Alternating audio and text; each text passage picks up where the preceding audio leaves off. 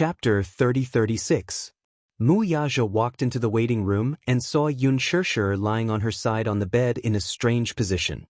She was hugging her round belly and groaning in pain.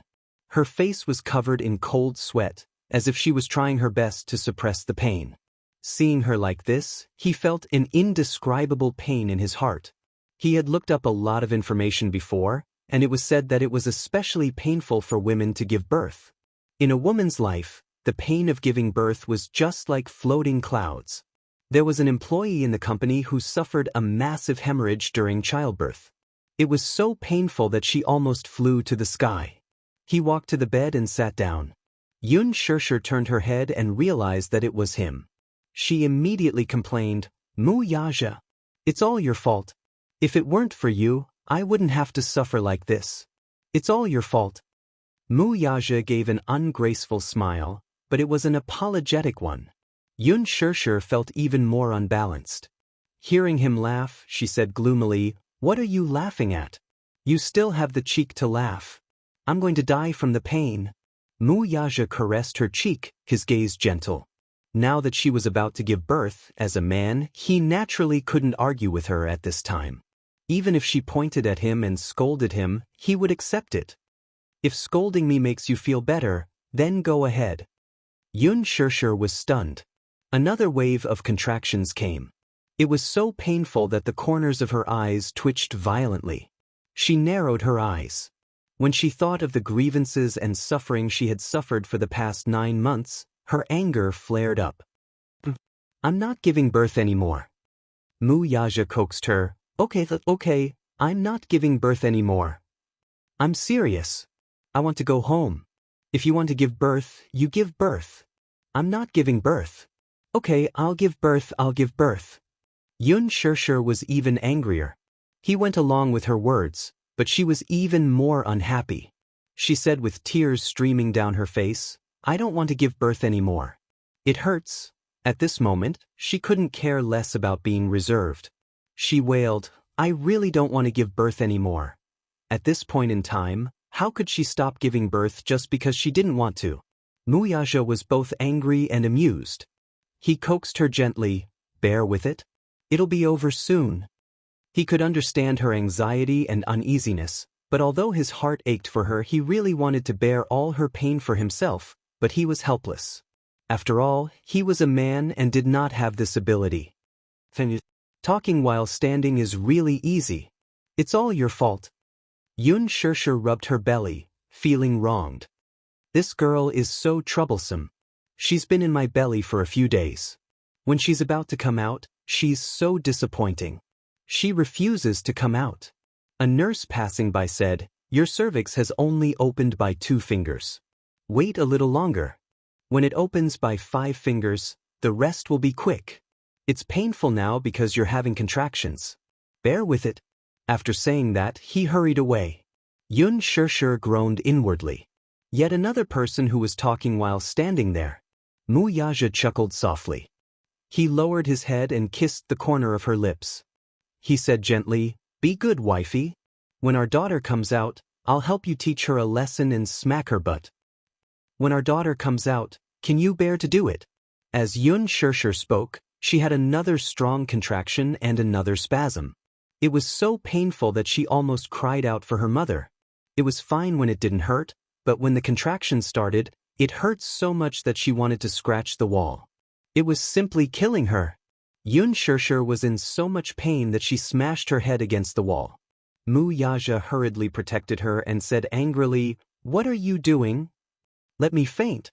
It won't hurt if I faint," she said self-righteously. Chapter 30-37. Yesterday, when she passed by the delivery room, she heard the people inside crying and screaming. She was still laughing, but in the blink of an eye, it was her turn. How was this giving birth? This was King killing her. There was a particularly strong contraction, and she was in so much pain that her eyes couldn't move. She groaned on the bed. Wuxia, who was guarding by the side, was even more nervous. Xianxia and the others outside the door were also waiting anxiously. They couldn't enter, so they could only stare at each other. Xianxia, in particular, was so anxious that he called all the people in the gynecology and obstetrics department over. A group of people in white coats came over. After another examination, they said that the cervix had not fully opened. Not fully opened? Gong Jie was anxious. He grabbed the doctor's collar and asked, "When can I give birth?" The doctor was so frightened that he couldn't speak clearly. He explained that everyone's physique was different, so he couldn't make a conclusion. As time dragged on, a few long hours passed. In the blink of an eye, it was evening. Xianxia was in so much pain that she was about to collapse, but there was no movement. The contractions also became more frequent. Gradually, they went from 1 every 10 minutes to 1 every 3 to 5 minutes. The nurse told her to rest for a while and save her energy. If she really gave birth later, she wouldn't have the energy to give birth. That would be really troublesome. Xianxia thought to herself, "I want to sleep too, but the problem is that I can't." Wuxia remained patient, silently praying for his daughter to come quickly. He even put his hand on his stomach and said to the little guy in his stomach, "Yueyao, come out quickly. Don't torment your mommy." Xianxia gritted her teeth, exasperated. What was the use of this? At night, they did another internal examination. The nurse shook her head and said that it was only 3 fingers. What? After so much time, it was only 3 fingers? Xianxia was so angry that she fainted. When she woke up and opened her eyes, Wuxia was still guarding by her side in the waiting room. She didn't know how she fainted. She even suspected that she had fainted from the pain. Xiao Shui, who was outside the door, was also very nervous. At night, they ordered takeout, but no one had the appetite to eat. They all stared at the waiting room in fear, afraid that they would miss even a second. It wasn't until 8 o'clock in the evening that Xianxia experienced the strongest wave of contractions. She was in so much pain that she was already in a daze. In her daze, she saw a few nurses coming in and out, and another person came in to do a prenatal checkup. Then, she said excitedly, "The cervix has opened to 7 fingers. You can enter the delivery room now." Then, the nurse asked Wuxia, "Sir, are you going to accompany your wife to give birth?" Wuxia nodded without hesitation. "Of course, I want to accompany her." "Okay, then come with me to change into sterile clothes." "All right."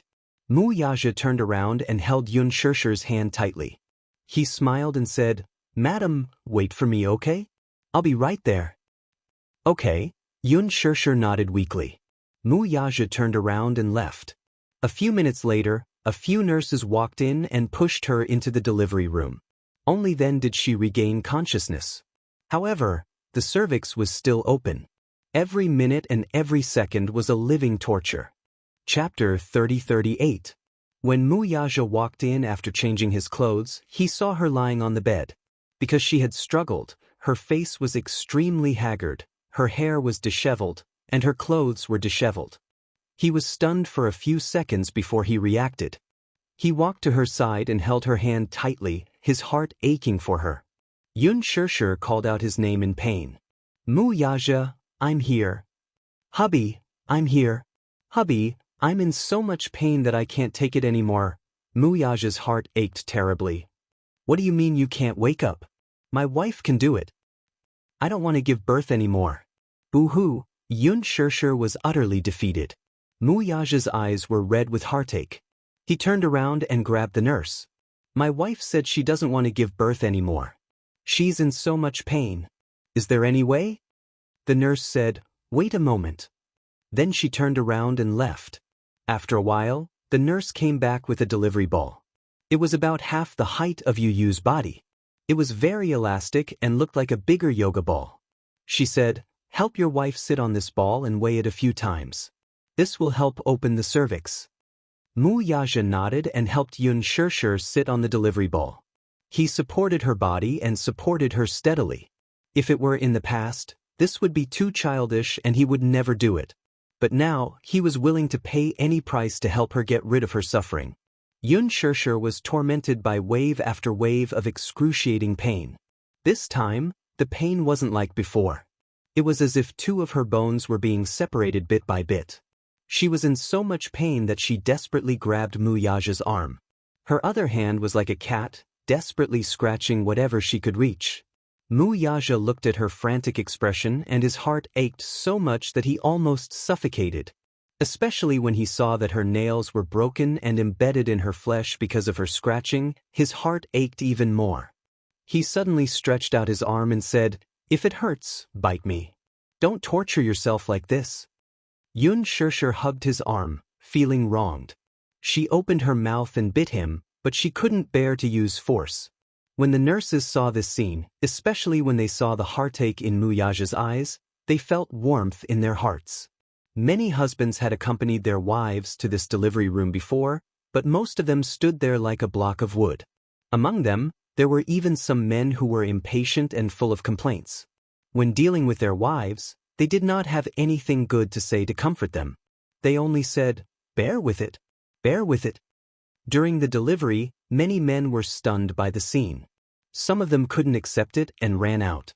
But this man was different. His heart really ached. Gradually, Xianxia felt that she couldn't take it anymore and wanted to lie down on the bed. The nurse came over to take a look and said that it was about time, so she helped her lie down on the bed. Lying on the delivery bed, the pain engulfed her all of a sudden. Xianxia felt as if she was struggling on the sea and was about to drown. Wave after wave hit her, and the whole world was spinning. "Harder!" The nurses rushed up and surrounded Xianxia nervously. Wuxia held her hand tightly by the bed and encouraged her. "Xianxia, you can do it. You're almost out." As he said this, he followed the nurse's instructions and stuffed a piece of chocolate into her mouth. Chapter 30-39. At midnight, after 4 hours of torment in the delivery room, Xianxia and the two little fellows were pacing around anxiously outside the door when they heard a long and crisp cry coming from the delivery room. Xianxia was so shocked that he rushed to the door and looked inside excitedly. Soon, a nurse walked to the door and said with relief, "It's done. It's done. Mother and daughter are safe. Mother and daughter are safe. But, sister is out." The Mu family's beloved little princess had finally arrived in this world under everyone's anticipation. Xianxia was so excited when he heard this that he immediately hugged Yu and Xiaoyichen. He was as happy as a child. Yu was overjoyed. "Uncle's beloved niece is finally here. Uncle has been waiting for a long time, but it's not in vain." When Xianxia was pregnant, Xianxia often video called her across the ocean. He was also having fun. Like Wuxia, he said to her stomach in all seriousness, "Yueyao, it's Uncle. We'll be able to see each other in a few months. Uncle will be waiting for you." Therefore, when he knew that Xianxia was about to give birth, Xianxia immediately flew over. Unfortunately, Xianxia could not be present at such an important moment. He could not walk and could not leave the breathing mask. Therefore, it would be difficult for him to see this scene with his own eyes. Xiaoxue was also very excited.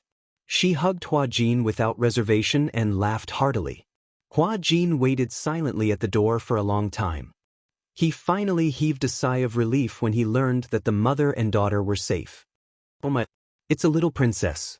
She's so beautiful."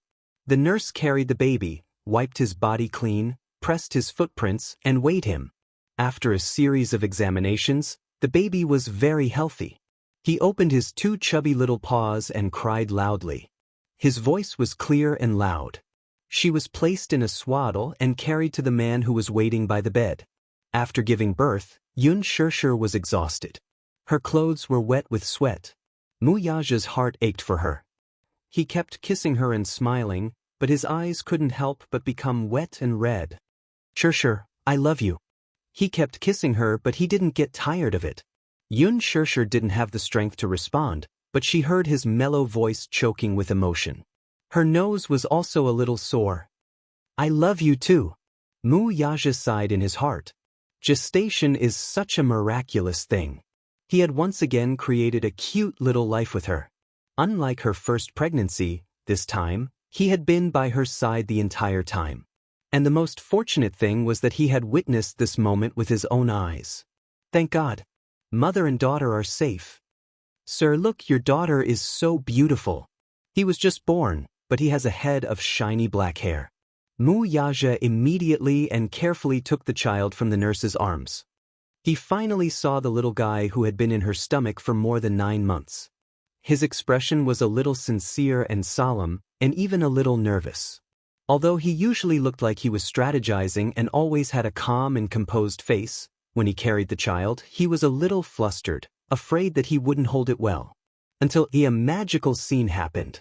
For some reason, the child stopped crying when she was in his arms. Chapter 30-40. Just like Xianxia, the newborn baby's face was red and wrinkled. The nurse said it was pretty, but he thought it was ugly. However, he knew that the baby had just been born and hadn't grown up yet. Just by looking at the baby's eyes, he knew that it would be very beautiful when it grew up. Like Xianxia and also like Yuyu. However, the baby suddenly stopped crying. He looked up nervously and asked, "Why did she stop crying?" The nurse smiled and said, "This is the first time we've seen it. She was crying so much when she was in our arms.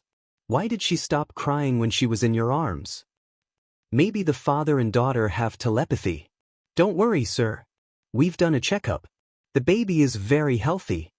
Mu Yaja's heart finally calmed down. It was a good thing that the baby was healthy. The more he looked at the chubby little angel in his arms, the more satisfied he felt.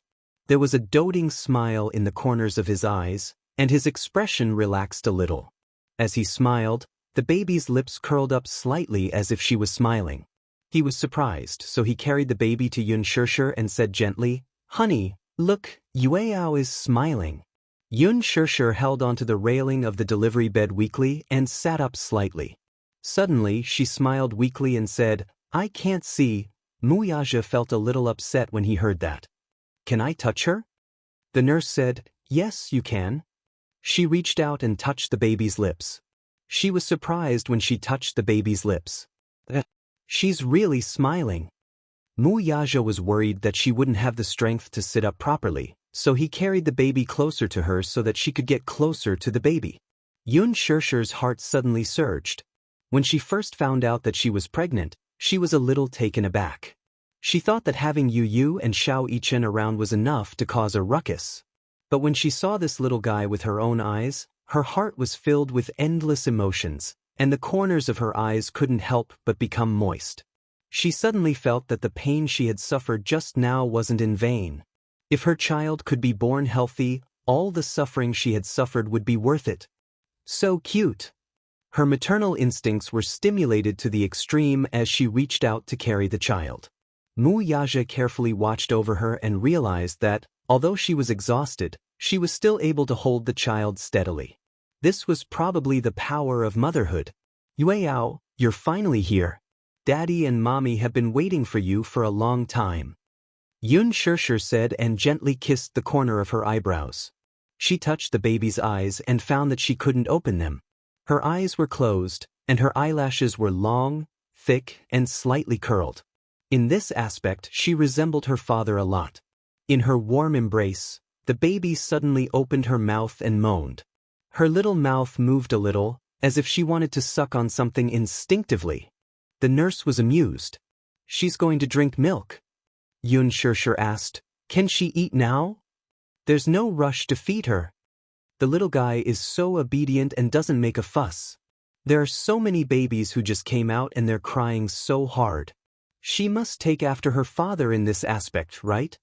Mu Yaja's face strangely turned red, and he smiled. He was actually shy. "Don't say any more. Daddy is shy."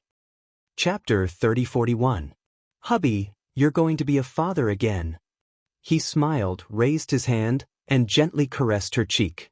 Touched, he said, "My wife, it's been hard on you." "I won't." Xianxia lowered her head again and blinked. She wanted to see the little princess more clearly, but her vision was blurry. Even though she couldn't see, she felt more satisfied and happy with the child in her arms. "As long as she can be healthy, I feel that all the pain and suffering is worth it. Are you tired? Why don't you rest for a while?" Mu Yaja took the child from her arms, not wanting her to work too hard.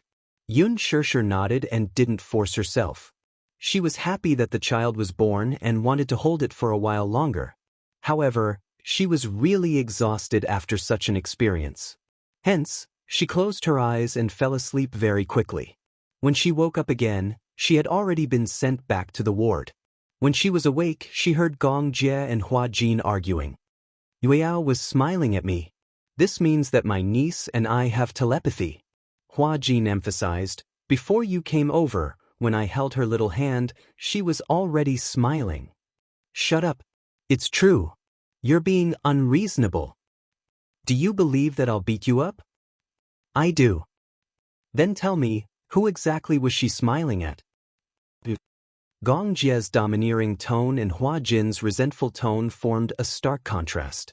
The child had already been sent to the room. Gong Jie and Hua Jin rushed over excitedly to see the little princess. Hua Jin was the first to go up and grab Yueyao's hand. In the end, just as Yueyao's lips curled up, Gong Jie came over and saw it. He was pleasantly surprised and said that his niece was smiling at him. Hua Jin emphasized that Yueyao was smiling at him, and he just happened to come over. The Gong Jie could not take it anymore. His face immediately darkened. Mu Yaja stayed by her bedside and held her hand. Although he wanted to be with his daughter, Gong Jie, Hua Jin, Yu Yu, Xiao Yichen, and Xiao Shui surrounded the little princess. With so many people accompanying the little princess, he felt sorry for his own woman and naturally wanted to protect his wife. For his little princess, his daughter had suffered so much. She was a daughter after all, so there would be a lot of time to accompany her in the future. But his woman had suffered so much, so he naturally had to take good care of her. Yun Shirshir didn't open her eyes. She didn't have any strength, so she fell asleep again.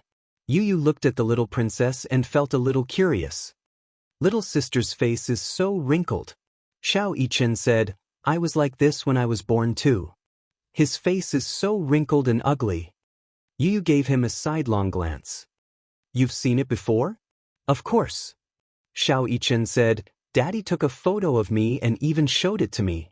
Oh, it's so disgusting. Hua Jin didn't know whether to laugh or cry. How can you say that you're disgusting? But it's really disgusting. Xiao Yichen said pitifully. Then he changed the topic and said proudly, but Daddy said that I was just born at that time and hadn't grown up yet. Aren't I still so beautiful now? Little sister is definitely prettier than me. Yu Yu looked at him quietly from the side and then used his poisonous tongue. I hope little sister isn't as thick-skinned as you. Chapter 3042. You're the one who's not pretty. Xiao Yichen was not angry. Instead, he retorted, we're twins.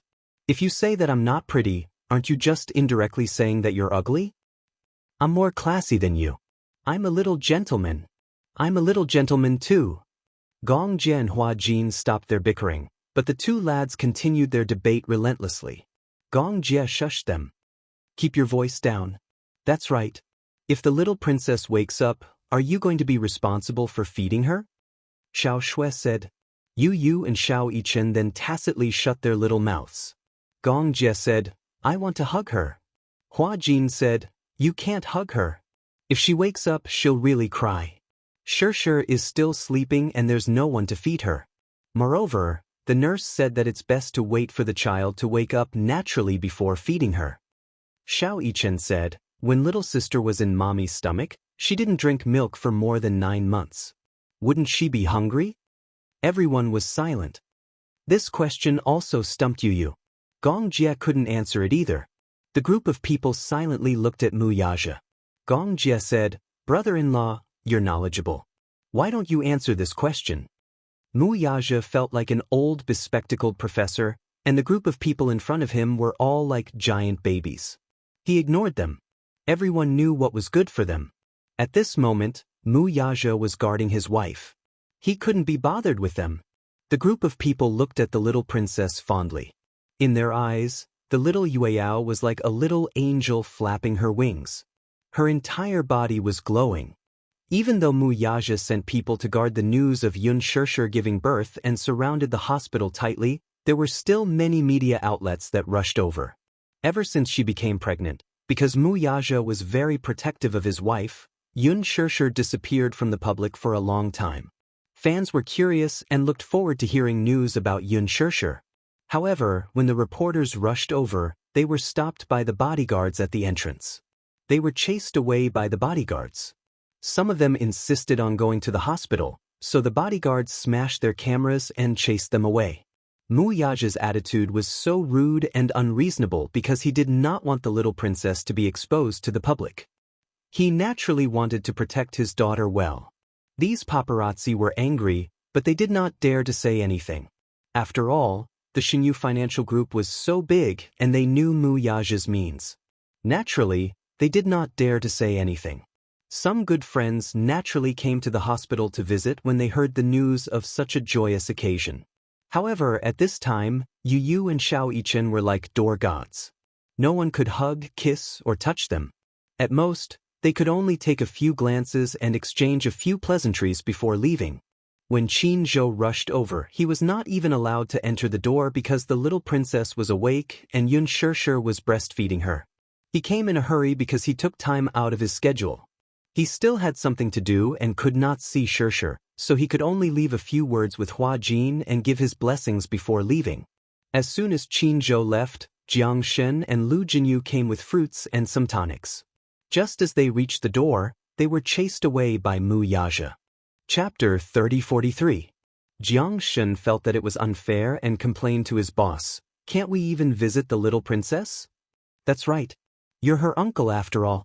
Why should you visit her?" Mu Yaja glared at Jiang Shen and asked, "Has the acquisition of Solomon been settled?" Jiang Shen looked away guiltily. He then questioned Lu Jinyu, "Has the Central Jin Guang land auction been registered?" Lu Jinyu coughed and cleared his throat. "Aha, why aren't you getting lost?" Lu Jinyu and Jiang Shen wiped away their bitter tears and returned to the office with their arms around each other's shoulders. A week after Yu Yao was born, her face was no longer wrinkled like when she was just born.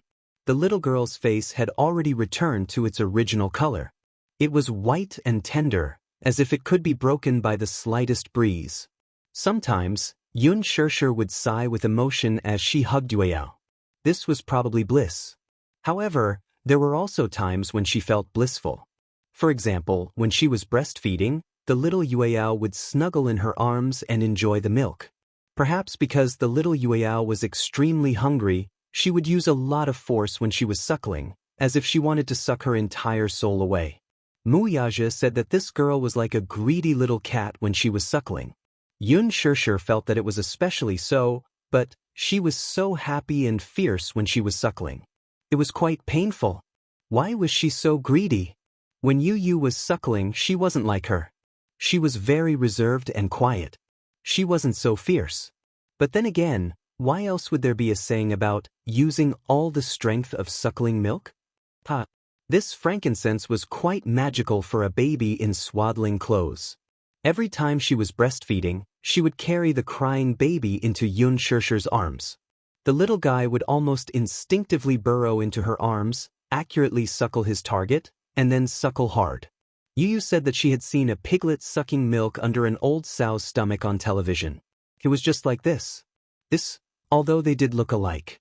However, Mu Yaja was the first to disagree. "Who are you calling a piggy? Who's the old sow?" Yu Yu smiled apologetically and turned to leave. "This brat deserves a beating." Mu Yaja immediately coaxed her, "Don't listen to him, you're not an old sow." She had originally thought that it was just a child's babble, but this man explained it seriously and even coaxed her. The more she listened, the more uncomfortable she felt. When she was breastfeeding, he was watching from the side. He was completely focused and did not take his eyes off her. He leaned very close to her and watched as the little princess's little mouth opened and closed. Unexpectedly, she also swallowed. Yun Shishir was shocked and asked, "What's that sound? Why did it sound like he was swallowing his saliva?" Mu Yaja snorted coldly, sounding displeased. "Nothing." Seeing how the little Yu Yao was eating so well and was leaning on Yun Shishir's chest, occupying the spot that originally belonged to him, Mu Yaja felt a little uncomfortable. Fortunately, it was a daughter this time. If it was a son, he would feel even more indignant. However, was it because she was a little princess? He was happy to give her this privilege. Yun Shishir did not know whether to laugh or cry. "What's the matter? Gluttonous." Yun Shirshir blushed and couldn't help but push him. Hey, don't tell me, you want to drink milk too? Chapter 3044. Hey, don't be rash. You have such a big appetite. If you finish it all, what will Yueyao drink? He couldn't help but give in when he saw how serious she was. He scratched her nose lightly and said, I'm just teasing you. Yun Shirshir laughed and said, I'm teasing you too. The two of them looked at each other and smiled. The deep love in their eyes couldn't be concealed at all. Outside the door, Yu Yu and Xiao Yichen were sitting on stools. Even though the two little guys were still young, Mu Yaja insisted that they stay away when Yun Shirshir was breastfeeding. His attitude was not to be disobeyed. Yu Yu said indignantly, Daddy is really narrow-minded.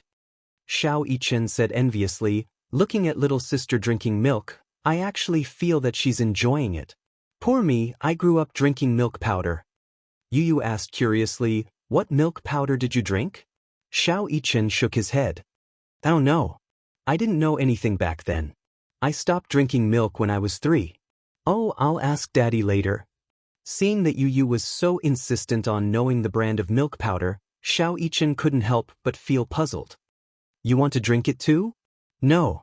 Then why do you keep asking about the brand of milk powder I drink? Yu Yu said seriously, if little sister drinks milk powder in the future, she won't drink this brand. Xiao Yichen was shocked. Why? I suspect that you're so stupid because you drank this brand of milk powder. Xiao Yichen was once again struck by Yu Yu's venomous tongue. He slumped into the chair, unable to get up. However, after spending so much time together, Xiao Yichen was already used to Yu Yu's venomous tongue. He ignored Yu Yu and clenched his little fists tightly as though he was making a vow. He encouraged himself and said, in the future, with a woman in our family, I must become stronger. Only then can I protect Mommy and my beloved sister. Yu Yu said, you just have to be smarter. Don't drag your sister down when the time comes. Xiao Yichen felt wronged and said, my heart hurts when you talk about your brother like that. Since you know that your brother is the oldest, it'll be embarrassing if little sister crushes your IQ in the future. Yu Yu continued, in the future, when little sister goes to school, she'll come to you with her homework. If you can't answer the questions correctly, little sister will despise you. Little Yichen hummed in acknowledgement before saying, don't I have you? In the future, if little sister has a problem, she'll come to you. What about you? Yu Yu looked at him with disdain. Me. Xiao Yichen smiled proudly. If anyone dares to bully little sister in the future, I'll let them have a taste of my fists. Violent maniac. What else can I do? Xiao Yichen put his hands on his hips indignantly. If little sister gets bullied outside, do you think she can rely on your fancy martial arts skills? Yu Yu blushed guiltily. Indeed, his fists and kicks were no match for Xiao Yichen's. He didn't know where Xiao Yichen got his strange strength from. After feeding Yueyao, little Yueyao settled down. Mu Yaja opened the door and let the two little guys into the room. Yu Yu ran to the bedside excitedly. He straightened his neck and said, Mommy, Mommy, I want to hug little sister. However, Smuja said, no. Chapter 3045. When Yu Yu heard this, she pouted and said unwillingly, why? What if your arm can't hold little sister and she falls? Xiao Yichen came over and opened his arms. Mommy, let me hold her. I'll hold her properly and not let her fall. Mu Yaja groaned but did not reject him. Yun Shirshir also trusted him. He was taller than Yu Yu and would definitely be able to hold the little princess steadily. However, she was still a little worried and asked, do you know how to hold her? Xiao Yichen nodded vigorously. The confinement nanny taught me. I learned it very seriously. The way to hold a child was also very particular. If the position was not right, the child would feel uncomfortable and cry loudly. Moreover, the bones of newborn babies were very soft. If one was not careful, it was possible to hurt the baby. Yun Shirshir reminded him, then you must be gentle and be careful. Xiao Yichen immediately walked over and took little sister from Yun Shirshir's arms with a sincere expression. Yu stared at them from the side. When she saw that Xiao Yichen could be held but she was not allowed to, She couldn't help but feel a little jealous. Biased. Biased. Daddy is biased. Mommy is biased too. He crossed his arms and sulked. He turned his head away and ignored them. Xianxia smiled helplessly. Then, she heard Xianxia suddenly whisper, "Little sister opened her eyes. She's looking at me." When Yu heard this, her anger immediately dissipated. She quickly went over and saw that the little princess, who was in Xianxia's arms, had suddenly opened her eyes. She had a pair of big, clear eyes. Her eyelashes were long and curly, and her eyeballs were as black and shiny as onyx. She blinked and clenched her little fists. As she looked at Xianxia, the corners of her eyes curved. Her cherry lips parted and revealed a bright smile. When Yu saw this, her heart almost melted. Her face flushed red and she wished she could snatch little Yueyao into her arms and hug her properly. However, this was just a thought. Xianxia suddenly said, "Does this child really like to cry? I saw other babies cry in the middle of the night after they were born. But little Yueyao only cries when she's hungry." When the confinement nanny changed her diaper, she was also surprised. She said that it's a miracle that she was born to smile. Wuxia said, "Little Yueyao Yu." Little Ichin doted on her and carefully hugged her. However, to his surprise, little Yueyao reached out a chubby little paw and suddenly grabbed his collar. He did not know where she got her strength from, but she held on tightly. With a tug, her two little feet suddenly kicked as if she was excited. Yu's face flushed red when he saw how adorable little Yueyao was. He clamored for a hug and turned his head to plead, "Daddy, can't you let me hug her? I'll sit on the bed and hug little Yueyao carefully. She won't fall." When Wuxia saw that he really wanted to hug little Yueyao, he nodded and said, "Okay." Thus, Yu excitedly took little Yueyao from Xianxia's arms. He had learned how to carry babies from the confinement nanny, and he had learned it together with Xianxia. This was the first time he carried little Yueyao in his arms. She was so small and soft that he could not bear to use his strength. Chapter 3046. When little Yueyao saw him, she was also curious. She widened her eyes slightly and looked at him curiously. Yu gazed at her tenderly, his heart filled with tenderness. He had been looking forward to this little thing for a long time. He had always dreamed of having a younger sister and had been looking forward to it for a long time. He also had high hopes for Wuxia. Fortunately, his daddy had not let him down and had not made him wait for too long. His younger sister had been born for more than a week. Because she was sleeping most of the time, he rarely saw her open her eyes. Especially when she was smiling with her eyes open, it was very rare. Once, he heard his daddy mention that his younger sister loved to smile. When she smiled, her eyes would curve like two crescent moons. He was even more curious, but he never had the chance to see it. Even though his health was not good and he needed to rest recently and couldn't run much, he couldn't bear to go home when his younger sister was in the hospital. Every time he reluctantly went home and lay in bed, the image of his younger sister's young face would always appear in his mind. His heart felt so full, as if there was nothing filling it up. There was a voice that kept repeating, "You finally have a younger sister. From now on, you must be the best brother in the world. Let your younger sister be the happiest sister in the world." When Xianxia was pregnant, he and Xianxia wrote in their diaries seriously, looking forward to their younger sister's arrival day and night. When Zhangli came to visit Xianxia, she deliberately teased him and said, "When you have a younger sister in the future, Daddy and Mommy will dote on her. They won't dote on you anymore." Now that the two-child policy was fully open, every family could have a second child. Zhangli also wanted to have a second child. She wanted to have another son so that she could have both a son and a daughter. However, when she accidentally mentioned this to her daughter was very resistant and said that she didn't want a younger brother or sister. If she had a second child, she would run away from home. Nowadays, the majority of people were only children. However, when the second child era came, many older children were very resistant to it. Originally, the family revolved around one person. If they had a second child, it would mean that the younger brother or sister would take away the love that originally belonged to them. Naturally, the eldest son was unwilling.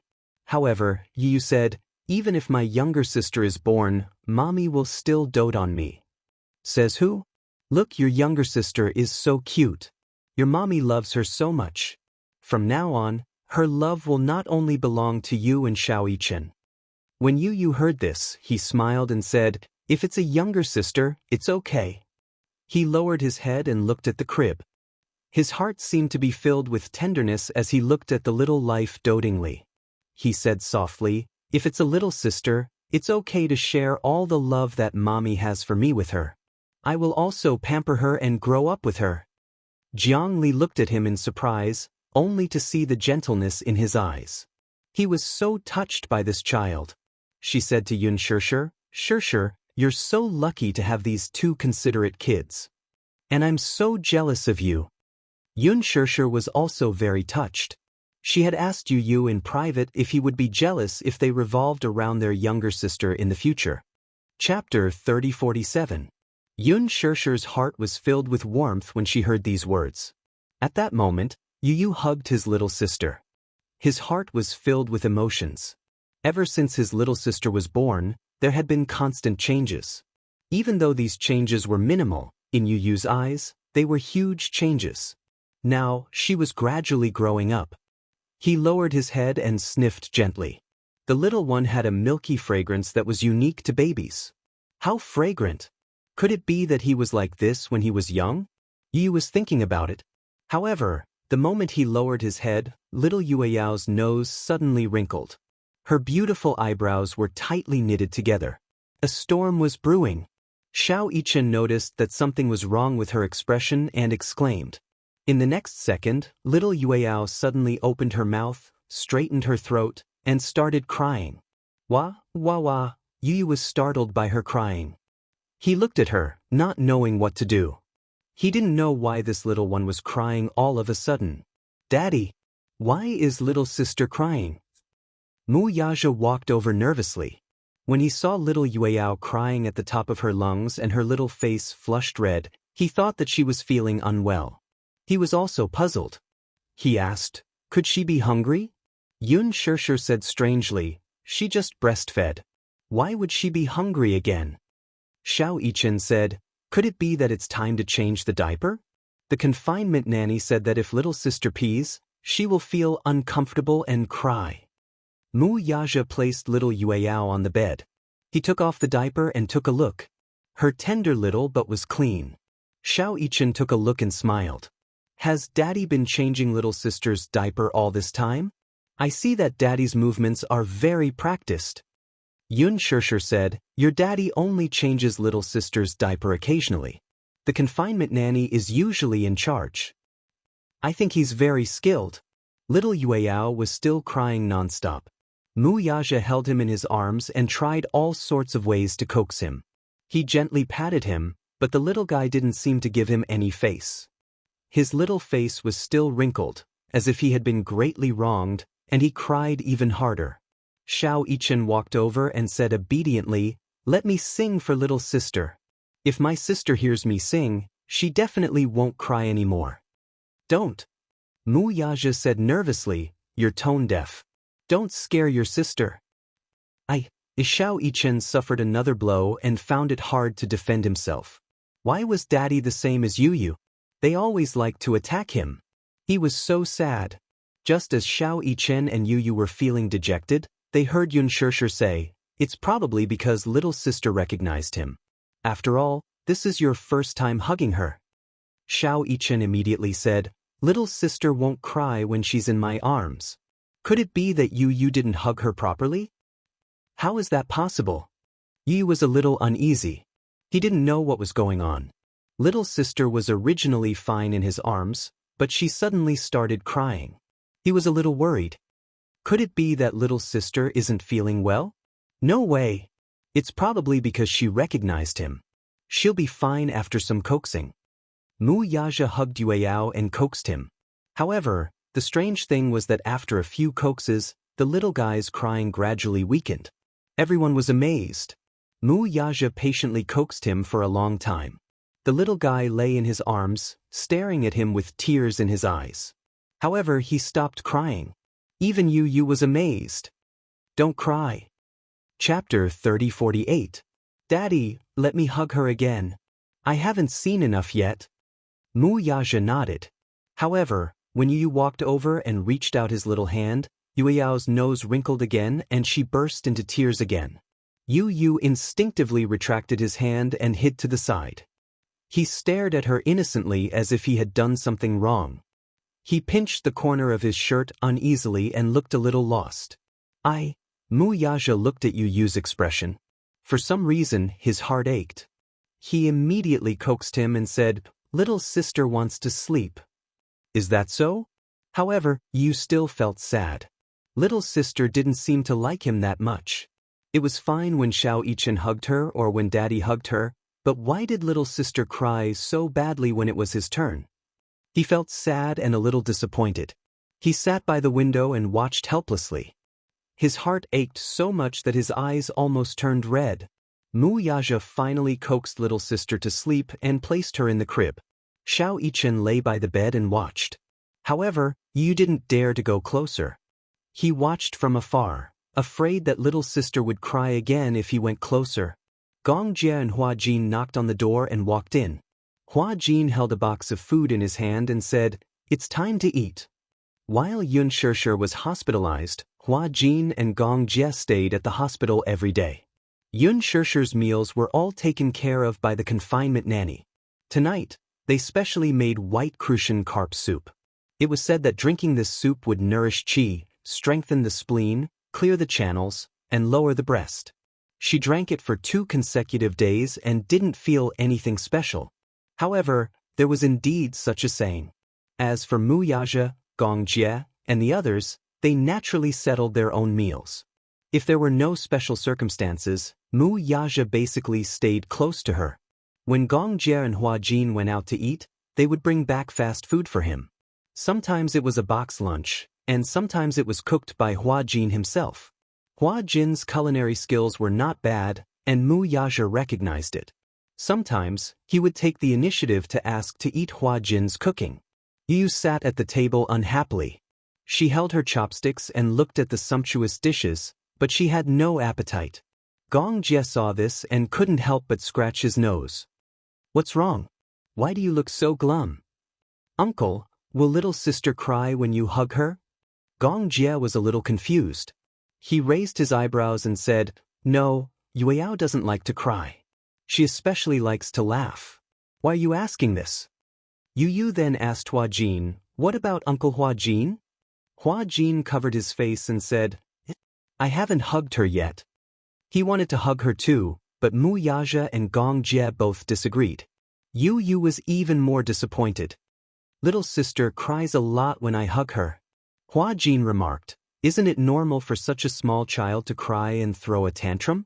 But everyone says that little sister loves to laugh and rarely cries. Why did she cry when she was in my arms?" Gongjie rubbed his round face and said, "You can try again next time. Maybe little sister is sleepy and wants to sleep. A baby this big is especially sleepy. Don't think too much, okay?" Yu had originally thought that this situation was probably just a coincidence, so he didn't think too much about it. However, he didn't expect that this situation would continue to happen.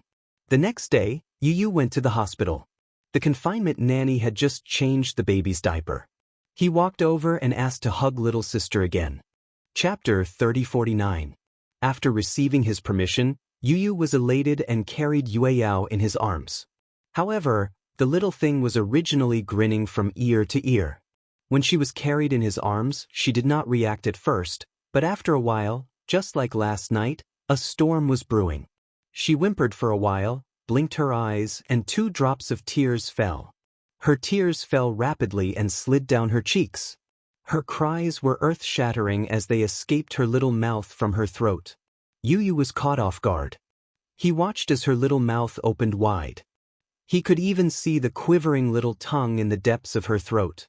"Wah!" The little one opened her mouth and cried earth-shatteringly.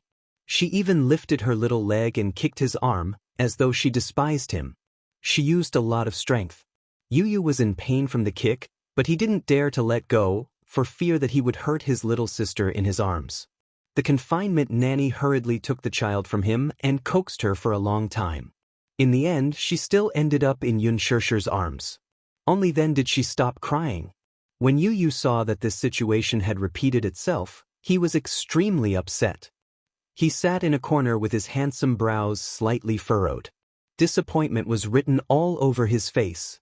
Xianxia couldn't see the disappointment on his face, but Wuxia could. He pulled him to the front of the room and stared at his face as he asked, "What's the matter? You don't look happy." "Daddy?" Yu fiddled with his soft fingers, feeling aggrieved. His eyes suddenly reddened and his voice became choked with sobs. He sounded as though he was about to cry. "Does little sister not like me?" Wuxia was stunned. He frowned and asked, "How could that be? Little sister must hate me. Otherwise, why would she cry whenever I hug her?" Yu sobbed as though he had suffered a great grievance. His tears fell instantly. He raised his hand and wiped away the tears at the corners of his eyes. He sniffled and was extremely upset.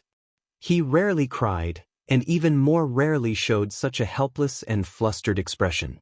He always had a calm and collected expression, probably because he was too sad, too upset, and also a little scared. His imagination was running wild, and he was worried that his sister really hated him, so he felt very wronged. Wuxia had never been good at comforting others.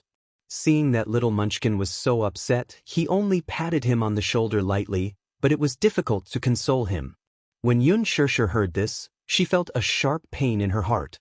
She immediately said, "Yu, don't let your imagination run wild. Little sister, why would little sister hate to you? Then why does she cry whenever I hug her?" He was even more aggrieved. "I didn't want little sister to hate me. To his tears to s's twos, he's evens to little she twos. I like little sister so much. I think she likes me as her brother too." Wuxia hugged him gently. Xianxia was beside them, but he didn't know how to comfort him. At this moment, the confinement nanny walked over and said with a smile, "You, could it be that the smell of Chinese medicine on you is too strong? Although little sister is still young, her nose is very sensitive. Of course she doesn't like the smell of Chinese medicine." When Xianxia heard this, he immediately leaned over and sniffed his body. He nodded and said, "Yeah, the smell of Chinese medicine is indeed a little strong." He had indeed been drinking Chinese medicine for the past few days. "Is that really the case?" Yu stopped crying.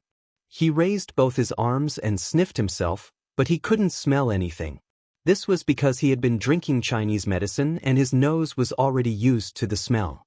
He couldn't smell anything strange anymore. Chapter 30-50. His heart wasn't good.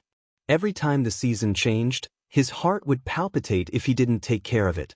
Hence, he had been drinking Chinese medicine for the past few days. People who drank Chinese medicine would more or less have the smell of Chinese medicine on them. They might not be able to smell it normally because the smell was very faint if they kept a distance. However, when they were close enough, they could smell it clearly. Because of that, Yu Yao, who was being held in his bosom, was able to smell it the clearest. Because of that, she began to resist. The child was still young and couldn't speak yet. Hence, she could only cry to express her dissatisfaction. The confinement nanny was just saying it to comfort him, telling him not to take this matter to heart. However, the boy, who loved his sister dearly, kept this matter in his heart. When he got home that night, the nanny had boiled the Chinese medicine and placed it on the table. She called out to him, "You, time to drink your medicine." After Xianxia gave birth, Wuxia had arranged for her to go to the best confinement center in the capital for her confinement. During her absence, he had hired a nanny to take care of the two children. Yu walked over and glanced at the Chinese medicine. Suddenly, he remembered how his sister had cried and his heart ached again. It was all this Chinese medicine's fault. He hated this medicine to the core. However, he didn't show it on his face. Instead, he said to the nanny, "Auntie, I'll bring it back to my room to drink." "Okay, be careful. It's hot. You can drink it after it cools down." "Okay." Yu picked up the bowl and walked back to his room. The nanny reminded him from behind, "Be careful, don't spill it." "Okay, got it." Yu Yu carried the bowl back to his room and closed the door. He lowered his head and sniffed it. Instantly he frowned. Indeed, Chinese medicine smelled really bad. If he hadn't been used to it and drank it often, he probably wouldn't have been able to stand the smell. Thinking of Yue Yao, he hesitated for a moment. Then he walked to the bedside, opened the window, and poured the medicine out onto the flower bed. He was smart enough to keep a mouthful and not pour it all out. Every time he drank it, there would be some dregs left. If he poured it all out at once, it would arouse suspicion. After sitting in the room for half an hour, he walked out with the bowl of medicine and placed it on the table. He said to the housekeeper, "It's finished." The nanny walked over with the clean clothes, but she didn't think much of it. She nodded and said, "Leave it there. I'll wash it later." "Okay, thank you, Auntie." "This child, there's no need to be so polite." Yu Yu's thoughtfulness warmed her heart. Hence, she did not realize that the child was doing something behind her back. Xiao Yichen was still reading in the study. He still remembered what Yu Yu had said a few days ago. Hence, at night he still worked hard. He took out his problem book and racked his brains to calculate. Yu Yu went into the bathroom. When he showered, he used a lot of body wash and rubbed it all over his body. After washing twice and wiping himself clean, he took a whiff. He was still worried, so he secretly rubbed some body wash on himself to make sure that he smelled good. Then he changed into his pajamas and walked into the study. Xiao Yichen was still calculating when he suddenly saw his problem book covered by a shadow. Chapter 3051. Do I smell good? The corner of little Yichen's eyes twitched violently as he sniffed seriously. Yes. It's the scent of shower gel. Does it still smell like Chinese medicine? With Yu Yu's reminder, Xiao Yichen was shocked and said, "No, I can't smell it anymore." That was strange.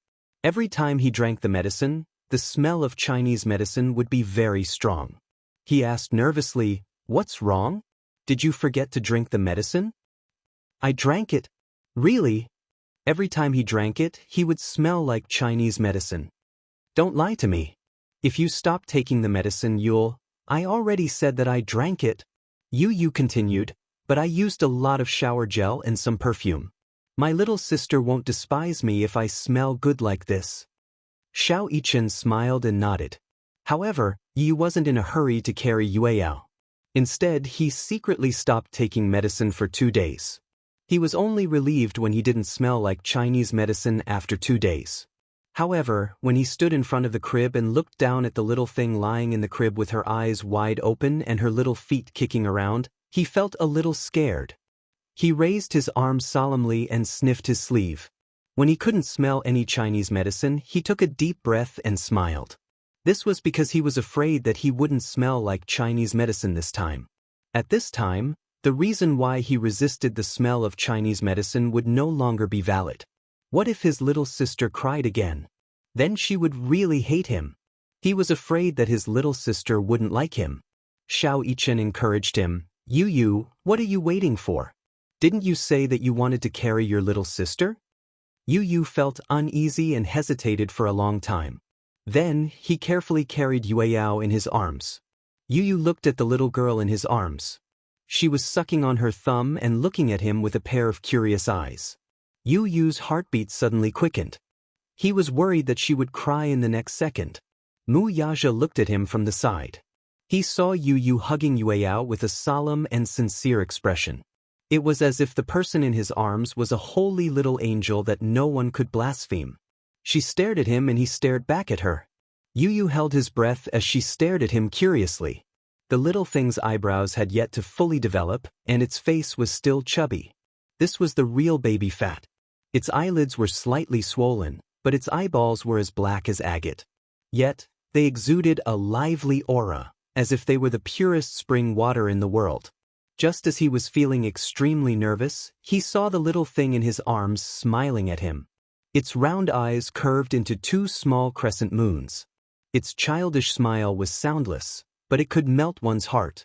She was especially beautiful when she smiled. At that moment, Yu Yu really felt as if he had seen an angel smile. The nervousness on his face immediately dissipated. He looked up at Mu Yaja agitatedly and exclaimed, "Daddy! Little sister is smiling at me." I saw it. Yu was extremely touched. He gently rubbed his face against her face and let out a crisp laugh. Little sister, I'm your brother. My name is Yu. Yu looked up and his gaze landed on Yueyao's soft face. His handsome eyes were filled with doting laughter. He exhaled softly and said, Yueyao, welcome. Welcome to this world. Chapter 3052. This was probably a formal greeting between him and little Yueyao. Xiao Yichen's heart was also warmed by this scene. He walked over to Yu's side and rested his chin gently on his shoulder. He quietly watched the soft little girl stretch her limbs in Yu's arms. She put her chubby little paws in her mouth and curled them up sometimes. You even know how to curl your fingers? Xiao Yichen quickly moved her paws away and said, You can't bite your hand. Then he used his own hand to wipe away the saliva on her hand. Hua Jin laughed beside them. Yueyao really knows how to reincarnate. She has 2 older brothers who dote on her so much. She's amazing. For some reason, little Yueyao opened her mouth and spat out a small bubble. She smacked her lips and put her fingers in her mouth again. Her eyes darted around nimbly as she looked at the world around her curiously. Mu Yaja saw this and was amused. What is she looking at? She's probably looking at the 2 older brothers. Gong Jie walked over and said to Yu, Let uncle carry her. Yu defended her and pouted. Little sister finally stopped crying. Let me carry her for a while longer. Gong Jie frowned as well. I haven't been able to carry her for the past few days. Little Yueyao wants to see uncle too. Let me have her. Yu turned around and refused to let him have her. Xiao Yichen was amused by this and said, From now on, little sister won't have to walk anymore. When we go out, I'll have to carry Yu will have to carry mommy, and uncle and daddy will have to fight with me to carry her. Don't tell me her calves are going to become ornaments? Yun Shishir leaned on the bed and said with a smile, All right. Stop messing around with her. Give her to me. It's time to feed her. When Mu Yaja heard this, he hurriedly stood up and carried the child into her arms. Then, he turned around and looked around meaningfully. Everyone received his gaze and tactfully walked out of the door. Only after everyone had left did she lift her clothes to feed her nipple. While the baby was suckling, Mu Yaja sat by the bed and looked around. Suddenly he said, This baby's eyes are like yours. How can you tell? I can tell just by looking at the outline of his eyes. Mu Yaja gently pinched her cheeks, not daring to use too much force. It was just a symbolic touch and it felt as smooth as milk. He added, Someone like you will definitely be a beauty when you grow up. Didn't they say that daughters look a little like their fathers? He still couldn't tell right now, so he couldn't rush to a conclusion. I think that if a daughter looks like you, she'll be even prettier. Mu Yaja looked at her, his heart filled with infinite tenderness. It was a little different from when he held Mu Yichen in his arms when he was born. At that time, he hadn't experienced her pregnancy, and he hadn't been by her side to guard her and accompany her through all those joys and sorrows. He hadn't been in the delivery room to witness the arrival of life with his own eyes. Hence, when Mu Yichen was carried into his arms, he looked at him and exclaimed in his heart, Oh, this is my son. However, although he was happy, he wasn't deeply moved. As Xiao Yichen grew up, he didn't know how to play the role of a father. He only knew that he couldn't spoil him too much. Otherwise, he would spoil him too much and that wouldn't be good. Chapter 3053. Therefore, he was strict with his son. That was his education philosophy. Xiao Yichen had once been in awe of him. However, when he was with her, the fatherly instinct in him seemed to have finally awakened. He also knew that if he doted on the child properly, the child would not be spoiled. Especially when she was preparing for labor, he deeply understood that it was not easy for a little life to come into being. The process in between was mixed with pain and happiness, as well as the anxiety of waiting. Therefore, when he looked at little Yueyao, he was no longer the ignorant father from 8 years ago. He was a mature and steady father. If one were to say that Yun Shishir's appearance had changed him, for he had always been arrogant and insufferably arrogant. However, she had gently ground away his sharpness and edges, turning him into a man who knew how to love. In that case, Yu Yao's appearance had instilled boundless tenderness into his heart, allowing him to become an even gentler father. When he looked at her, she looked at him too. He suddenly had a feeling in his heart. For her, everything was worth it. He wanted to give her the best things in the world. This feeling might have something to do with the special relationship between father and daughter. Why else would people say that daughters were their father's lovers in their previous lives? With such a special fate, Mu Yaja's love for Yueyao was even more indescribable. He loved her deeply and wanted to take good care of her. Some children's hair was not thick when they were born. However, little Yueyao had thick black hair, long eyelashes, and fair but healthy skin. When Xianxia was pregnant, she paid attention to the balance of nutrition. In addition, her and Mu Yaja's genes were not bad. No matter how they gave birth, the child would be good-looking. Therefore, when the nurse carried the child for the injection, the other nurses saw it and were extremely envious. With their rich experience, they could tell at a glance that this child would definitely be a beauty when she grew up. When little Yueyao was given an injection, she attracted a lot of attention. Even the directors of the obstetrics and gynecology department came out when they heard the news. When the child was brought back, the nurse said with relish, "Didn't you see those doctors fighting to carry her? I didn't even let them. They said that this little princess can't recognize people and would cry if she were to be carried by anyone. They all said how regretful they were. Then they all said that this child would definitely be very good-looking when she grows up." When Mu Yaja heard this, he raised his eyebrows and said, "Don't you know whose daughter she is?" There was a hint of smugness in his words. He was showing off. The nurse said to Xianxia, "Xianxia, you're so lucky. You have such a handsome husband, a pair of handsome sons, and a daughter who is as beautiful as a little angel. God's favor, God's favor." Before Xianxia could speak, Mu Yaja said, "You're wrong." What do you mean?" Mu Yaja gazed at Xianxia affectionately and said, "It's my good fortune to be able to marry her." This sentence was like a piece of sweet candy that melted on the tip of her tongue. The nurse was even more envious and couldn't help but say, "You two are so loving." With that, she left. After she left, only the two of them were left in the room. Little Yueyao was asleep, while Gong Jie and the others brought Yu and Xiaoyichen to Liji Holdings to do some shopping. Chapter 3054. Yu waved his hand and said that he was going to buy clothes, toys, and teething sticks for his sister. Gong Jie wanted to see the little princess more, but in the end he was dragged away by Yu. Mu Yaja sneered in his heart. This son of his knew how to read people's faces. He knew that they had not enjoyed their time together for a long time. Recently, Liji had launched a new baby and baby counter. It was said that Yu had suggested it when Xianxia was pregnant. Liji had basically been taken over by Li Hanlin. Li Hanlin had been promoted to CEO of Liji and Yu had retired behind the scenes. He did not want to waste time on other things. After Xianxia was pregnant, he decided to spend more time with his sister. To welcome his sister, he had especially urged Li Hanlin to develop the baby and baby market. After 8 months of preparation, Liji had launched the baby and baby counter. However, in recent days, there had been complaints from consumers that the baby and baby products in the counter were more targeted at baby girls. This was what Yu had requested. This was one of his selfish reasons. When he had free time, he would scribble on a piece of paper and design some toys for his sister. The product development required some time, so he had to come up with the idea in advance. When his sister was old enough to play with toys, he wanted to let his sister play with the toys he had designed. Because of the birth of little Yueyao, he did not take care of the Davai project. He threw the half-drawn blueprint aside and did not care about it anymore. Gong Jie did not care about it either. Even if he was ambitious about the Davai project, it was not as important as his niece. Even if it was the Hurricane Group's affairs, Yu had also kicked it aside. The room was quiet. Little Yueyao was sleeping soundly. Mu Yaja lay down on the bed and held her in his arms.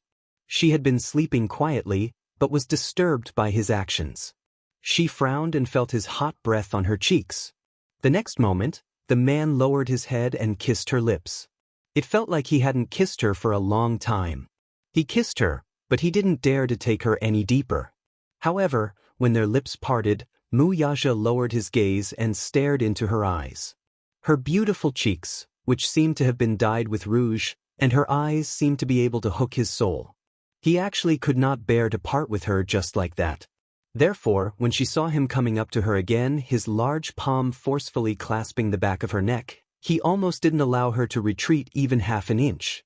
The scorching deep kiss, conquering the city, swept through her mouth invasively.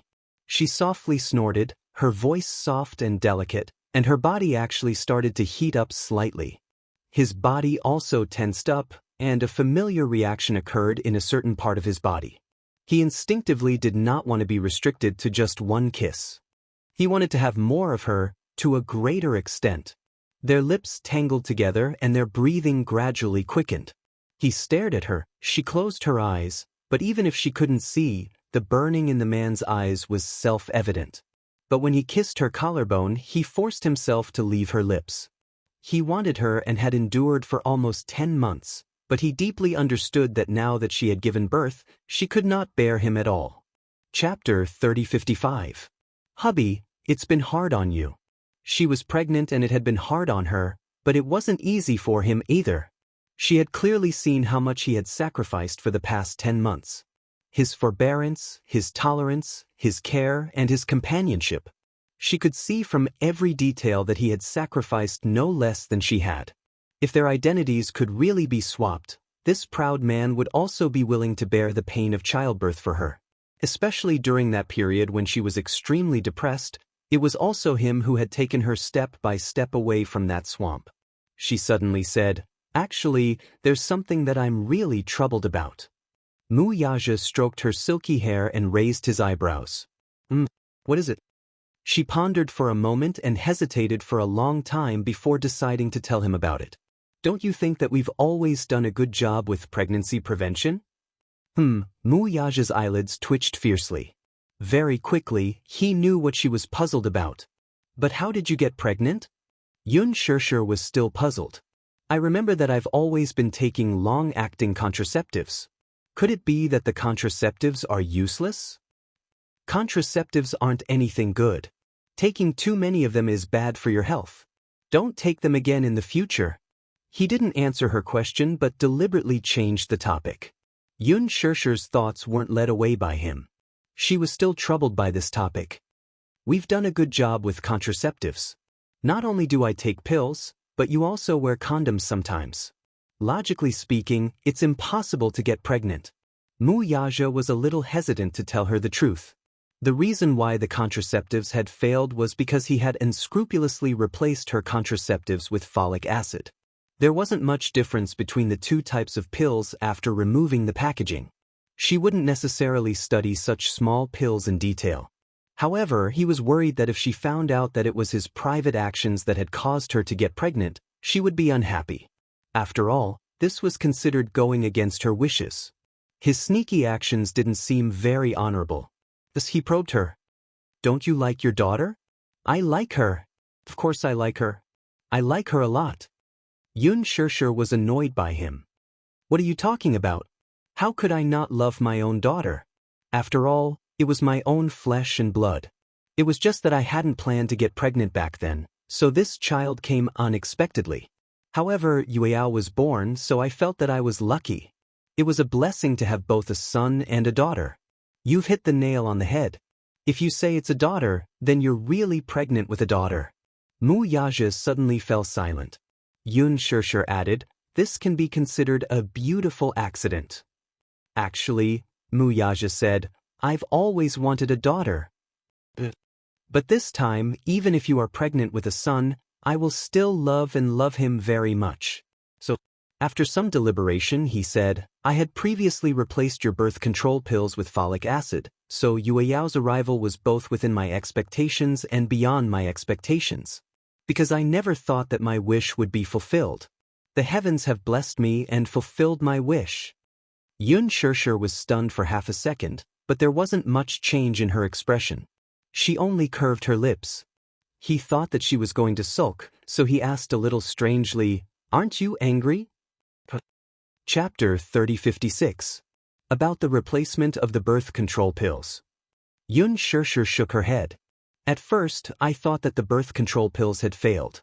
After all, the success rate of birth control pills is limited, so I didn't think much of it. Later, I looked through the medicine box and realized that the pills in it were different from the ones I used to take.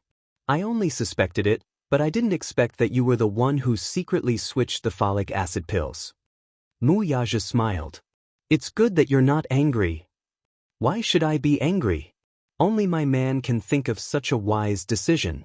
Secretly switching the birth control pills with folic acid, this method is very like your style. Amazing. But I don't mean to blame you. It's just that with Yao, I really don't want to have any more children. It's not because of the body, but because I don't want my love to be divided into too many parts. Xianxia snuggled into his arms and said gently, with you, Xiaoyichen, and now Yao, I feel that I'm the happiest woman in the world. I don't want anything else. I just want all of you to be safe and happy. That's enough. I don't want you to have any more children either. Wuxia said, I didn't experience it before, but now that I've accompanied you through childbirth, I feel that giving birth is really too much for a woman. I'm very satisfied with having 3 children. Xianxia nodded. Then we have to take care of the birth control measures in the future. Otherwise, if another beautiful accident happens, I don't know whether to laugh or cry. Then, if I become a high-risk pregnant woman, I'll really suffer. It's not good to take too many birth control pills. If you wear a condom, it won't be 100% successful. How about I go for a vasectomy when I've recovered a little? Xianxia said with a smile. Wuxia was stunned and frowned. A vasectomy is just a small operation. It will also prevent a lot of unnecessary trouble. Since they were discussing this topic, Xianxia also wanted to talk to him about it.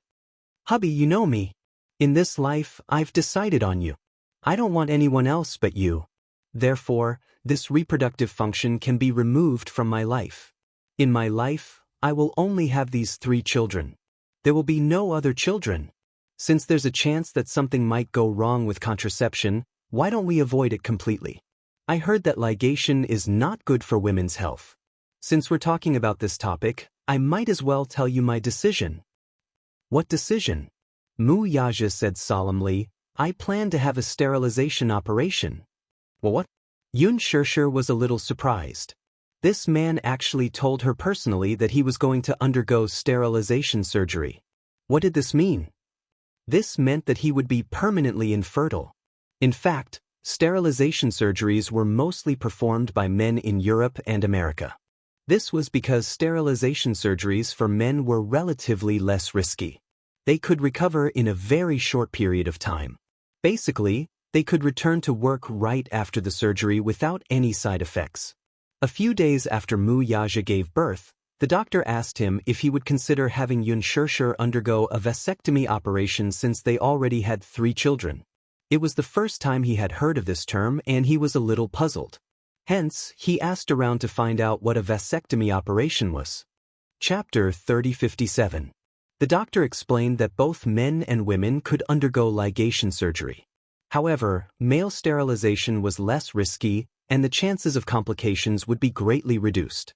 Moreover, the failure rate was extremely low, so there was basically no need to worry about the consequences. If a woman underwent ligation, she would have to face the risk of an ectopic pregnancy. For example, an ectopic pregnancy. If it lasted for a long time, it would affect her health, causing inflammation and infection. In that case, it would need to be removed and reoperated. However, in such an environment in the country, most men were very resistant to such surgery. This might have something to do with the deep-rooted patriarchal society that remained in the bones of the men in the country. They felt that such surgery was the greatest blasphemy to a man's face. Most men felt that a man bearing the responsibility of contraception meant that his status was degraded. Moreover, fertility was seen as the core of many men's identity. Sterilization was misunderstood as male castration.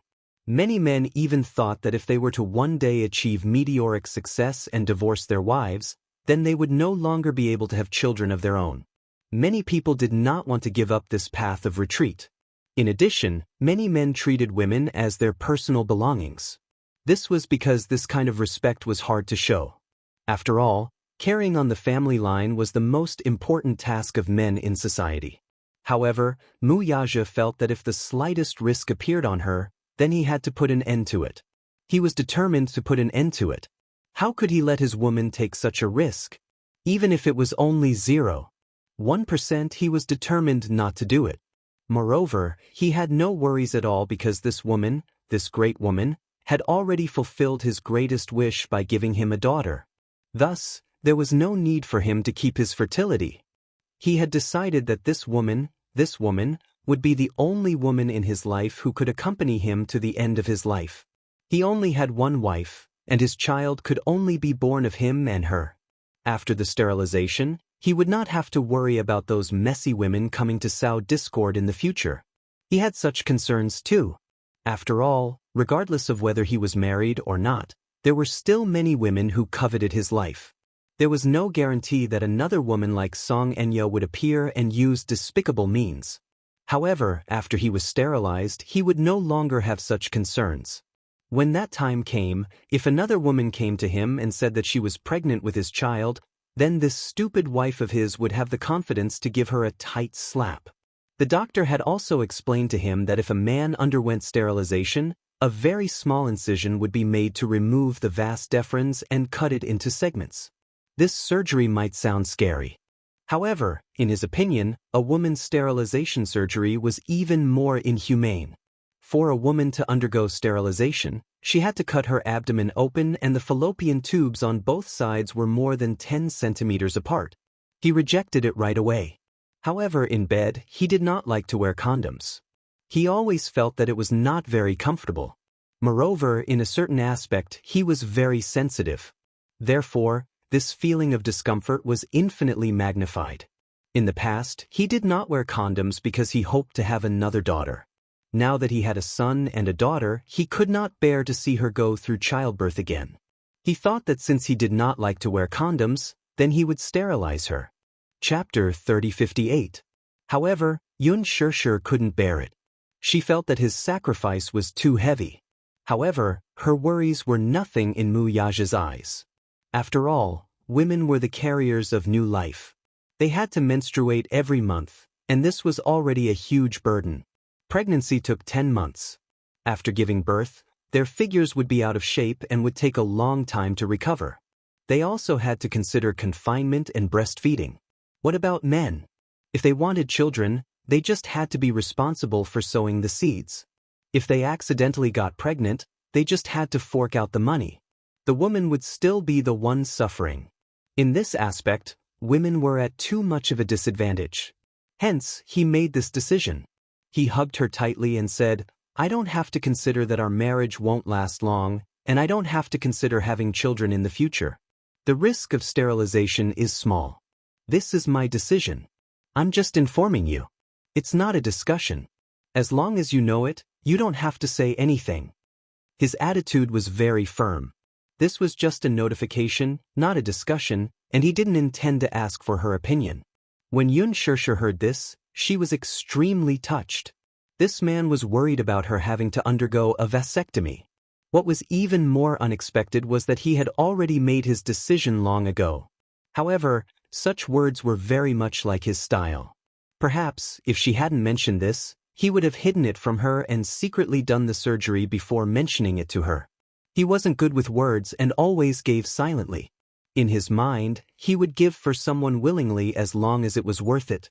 However, giving was giving and he wouldn't give for some purpose. He loved her. He only loved her. He loved her without reservation. It was just that pure. Xianxia was touched by his thoughtfulness and tolerance. She was even more touched by his love. She wrapped her arms around his shoulders, leaned forward and kissed him on the cheek. "Hubby, thank you." Wuxia's lips curled into a smile. Just as he was about to kiss her on the lips, the door to the ward was suddenly pushed open. He looked up sharply and saw Gong Jie standing at the door. He looked a little embarrassed when he saw this ambiguous scene. Behind him, Hua Jin was blocked outside the door by his Gong Jie. Seeing that he was in a daze, he pushed him on the shoulder and said, "Why aren't you going in?" Yu Yu and Xiao Yichen poked their heads in from both sides of his legs. They were surprised to see Mu Yaja and Yun Shishir hugging each other. Xiao Yichen said angrily, "Daddy, you're despicable. Did you purposely send us away so that you can enjoy some alone time with Mommy? Daddy is the most cunning." You said. Mu Yaja glared at Gong Jie. "Why didn't you knock before coming in? I didn't expect you guys to be so intimate. There's no sign on the door that says no entry." However, in his heart, he was thinking that this Mu Yaja had purposely sent him away so that he could dominate his sister. This was too much. Mu Yaja snorted coldly, but he didn't let go of Yun Shishir. Since they had been caught, there was no need to hide it. He was hugging his woman and kissing her. It wasn't something embarrassing. Gong Jie was the first to walk to the crib. After taking the best position, he wanted to hug the baby Yueyao. Chapter 3059. Sensing that someone was touching her, she gave a forceful kick like a little bunny and kicked Gong Jie's big palm away. "You're so strong?" Gong Jie found this to be extremely amusing. However, when he saw that her little feet were still bouncing up and down, he had the urge to tease her. He reached out his long fingers and gently tickled the soles of her feet through her socks. Little Yueyao was very sensitive. As Gong Jie teased her, her little legs kicked even harder. "Ha! You're like a little rabbit." Yu Yu and Xiao Yichen immediately came over to take a look. They saw that little Yueyao's legs were like the paws of a little rabbit. She was kicking, and her eyebrows were slightly furrowed. She seemed a little unhappy. Yu Yu was eager to protect his little sister. He immediately said, "Uncle, don't disturb your little sister's sleep. You've slept for so long. Have you slept enough?" The man smiled and grasped the little thing's tiny feet with his large palm. Revealing his pearly white teeth, he looked devilish and unrestrained. Little Yueyao was woken up by him. Her face was wrinkled, and she looked like she was going to cry again. When a child didn't sleep well, she would cry to vent her dissatisfaction. Gong Jie said, Oh.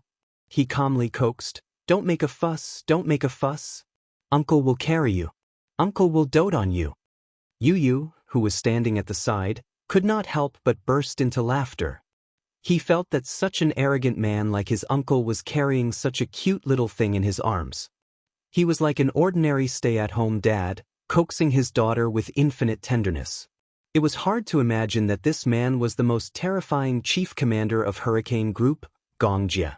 Wasn't the difference in their image a little too big? Yu Yu couldn't stop laughing.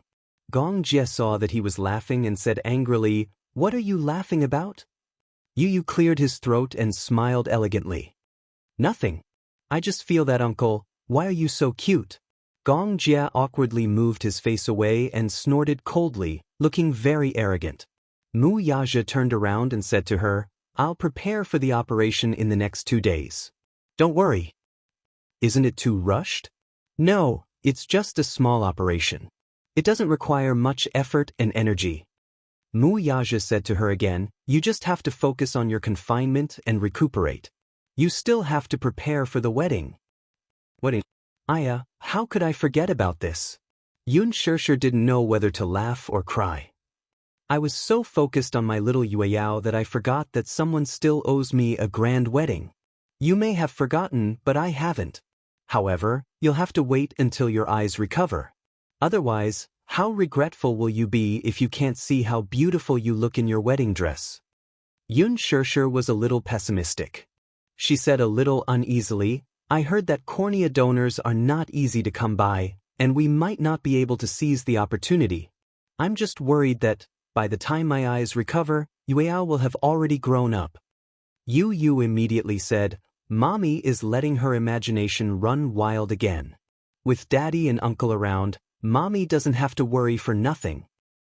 Everyone says that Yueyao is good-looking, but unfortunately, I haven't seen it." Yun Shishir suddenly sighed. "It's such a pity that my daughter has been born, but I can't take a good look at her. I wonder when I'll be able to see what she looks like?" Chapter 3060. Little Yueyao, do you know? Mommy doesn't want to miss a single moment of your life. Hua Jin was sitting at the side. When he heard this, he couldn't help but look a little stunned. He suddenly stood up and instructed the nanny to take good care of Xianxia. Then he walked to Mu Yaja's side and patted his shoulder gently. He pointed to the door, indicating that he had something to say to him. Mu Yaja nodded, got up, and walked out of the door with him. As if afraid that Xianxia would hear their conversation, Hua Jin walked to the balcony and stopped. Mu Yaja walked over and asked him, "What's the matter?" He asked, Xiaxia's eyes. "Do you have a way to find a suitable donor?" Mu Yaja saw the anxiety in his eyes and thought that this matter had been troubling him for a long time. He said, "You don't have to worry." "How can I not be worried? There's been no news for so long and there's no suitable donor. I'm waiting too." "What if there's no news?" Hua Jin was even more anxious now. Xiaxia wants to see little Yueyao, but it's already a luxury. My heart aches when I see her and I hope that she can have the operation as soon as possible. Mu Yaja frowned but remained silent for a long time. Seeing that he was silent, Hua Jin thought that he was also worried about this matter. He couldn't help but say softly, "If you really can't find one, use mine?" As soon as he said this, Mu Yaja was stunned. He was extremely shocked. "Yours?" "Yeah." Hua Jin nodded heavily and immediately explained, "Brother-in-law, don't worry. I'm willing to do it. If Xiaxia can see it, I'm willing to give up my cornea. Also, you don't have to worry about me seeing it. I've asked the doctor and he said that even one cornea is fine." Mu Yaja felt that it was ridiculous. He didn't expect this guy to not only talk about it but also ask the doctor in advance. Hua Jin asked, "Why not? Didn't the doctor tell you that a living person's cornea can't be removed?" Hua Jin was stunned. He was indeed not clear about this matter. He only asked the doctor if it was possible to operate on a single cornea. The doctor's answer was yes. He thought that if there was really no donor, then he would use his own eye to exchange for Xiaxia's eye. "Brother-in-law, it shouldn't be a problem if you rely on your connections, right? I can sign the agreement. If it's voluntary, there won't be any disputes." "Are you crazy?" Mu Yaja scolded. "If she finds out that she used your cornea, what do you want her to think?" "Of course I can't tell her." Hua Jin said firmly, "Brother-in-law, I once promised Xiaxia that if one day she really can't see, I will be her eyes." Mu Yaja interrupted him. "No, no means no. Brother-in-law." Hua Jin was a little angry. "If I knew that you wouldn't agree, then I wouldn't have told you." "I have a donor." Mu Yaja suddenly interrupted him. Hua Jin was shocked. "What? I have a donor?" Chapter 3061. Mu Yaja smirked and said coldly, "I don't want to use that donor because I think that donor is dirty. So, I'm waiting. I'm waiting for an excellent donor. If it doesn't work, I'll consider using that person's donor." "That person?" Hua Jin was even more confused. Mu Yaja decided not to hide it from him. He said, "Come with me somewhere, okay?" "Okay." Mu Yaja brought him to Yulong Bay. Hua Jin followed him to the basement. He made a call and someone immediately opened the shutter door. Two men came out and greeted him with smiles on their faces. "Chairman Mu, you're here? How is she?" "She's still the same, but she's willing to eat a little. She doesn't eat much and relies on the nutrient solution to sustain herself." Hua Jin was baffled. Mu Yaja turned to look at him and said, "Come in." The two of them walked in and saw that the warehouse had been converted into a dungeon. Through the iron bars, Hua Jin could see the skinny and dirty woman tied to the bed at a glance. The reason why it was dirty was because Yun Na had not taken a shower since the day she was locked up. Her clothes were dirty and stained with vomit and dust. Even though there were people who would usually clean her up, her body would resist the drip, and sometimes she would vomit. "Who is this, Yun Na?" Hua Jin suddenly understood. He knew the name Yun Na. He also knew that Gu Xing's death and Xiaxia's blindness were related to this woman. He suddenly understood why Mu Yaja had imprisoned her here. This was to nourish her pair of eyes. He could not help but sigh. This man was too two-faced. He kept Yun Na and kept her here until Xiaxia could undergo surgery. Then he removed her cornea and transplanted it to Xiaxia. "But I think her eyes are dirty. I won't use her cornea unless it's absolutely necessary." Mu Yaja frowned and said, "So I'm also waiting for a suitable donor." Therefore, the worst-case scenario was to transplant her cornea to Xianxia. Don't let your imagination run wild. I'm her man. I'm going to spend the rest of my life with her. I will be responsible for her. Hua Jin felt relieved and nodded. When Yun Na saw Mu Yaja, she became excited. She immediately sat up and shouted at him, "Mu Yaja, how long are you going to imprison me? Tell me, what is your goal? Let's go, it's dirty here." Mu Yaja didn't want to stay any longer. Hua Jin nodded as well. The two of them turned around and decided to leave. Behind him, Yun Na shouted herself hoarse, "Mu Yaja, if you're still a man, then kill me if you have the guts. What is your motive for locking me up and trapping me here? Tell me." Mu Yaja acted as if he didn't hear her and left with Hua Jin. When Yun Na saw Mu Yaja and Hua Jin's departing figures, she broke down even more and shouted at him, "Mu Yaja, let me go. Let me go. I know I was wrong. I don't want to live like this anymore. Don't go.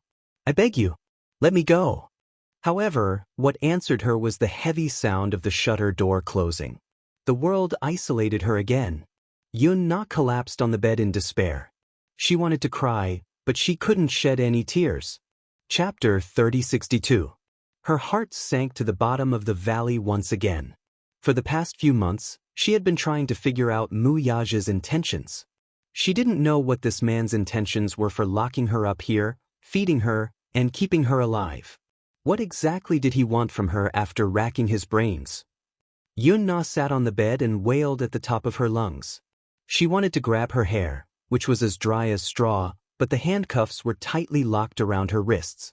Now, she couldn't do anything other than breathe when she opened her eyes and sleep when she closed them.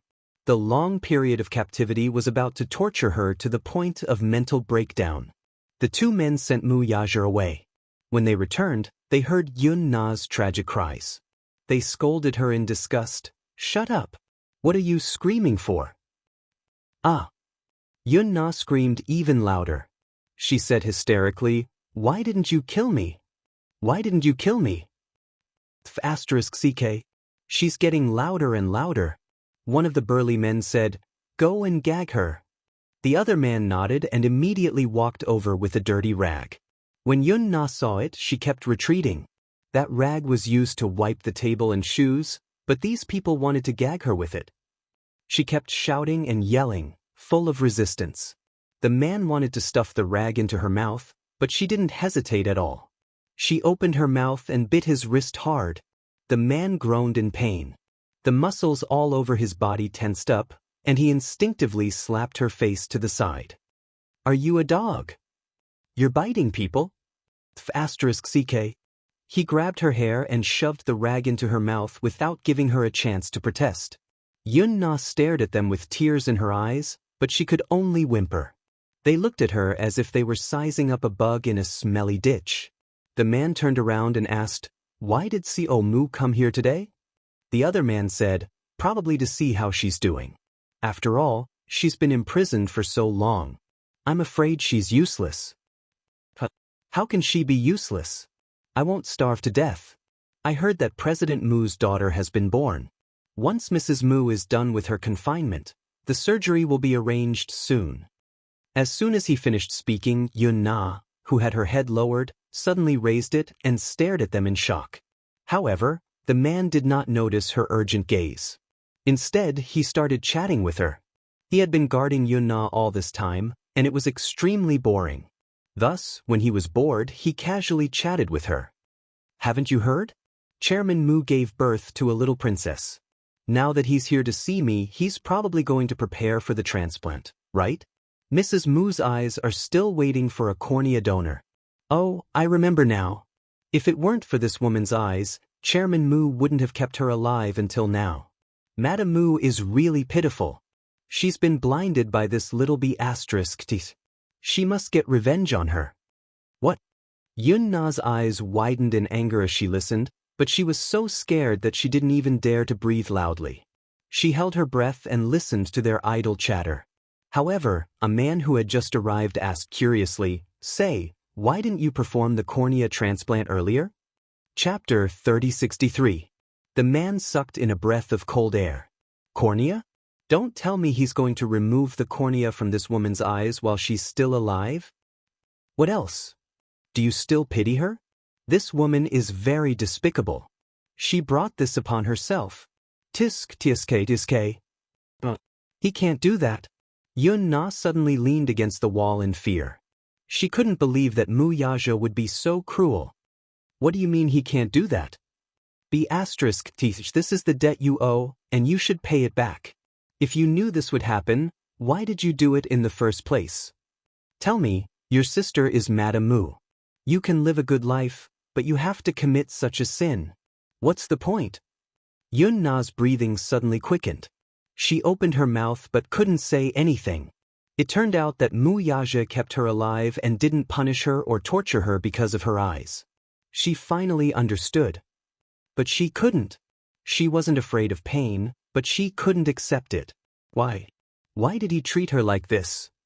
Did the heavens think that she hadn't been tortured enough? She could give her eyes to anyone but Yun Shirshir. That name made her hate her to the core. After Mu Yaja's visit, Yun Na found out about this matter and could not recover from it for a long time. In the beginning, when she was making a ruckus, she even used all means to anger the men guarding her, hoping that they would beat her to death in a fit of anger. However, after the excitement and nervousness, she suddenly thought it through. She stopped arguing and quieted down. Her heart was like a stagnant pool without any ripples.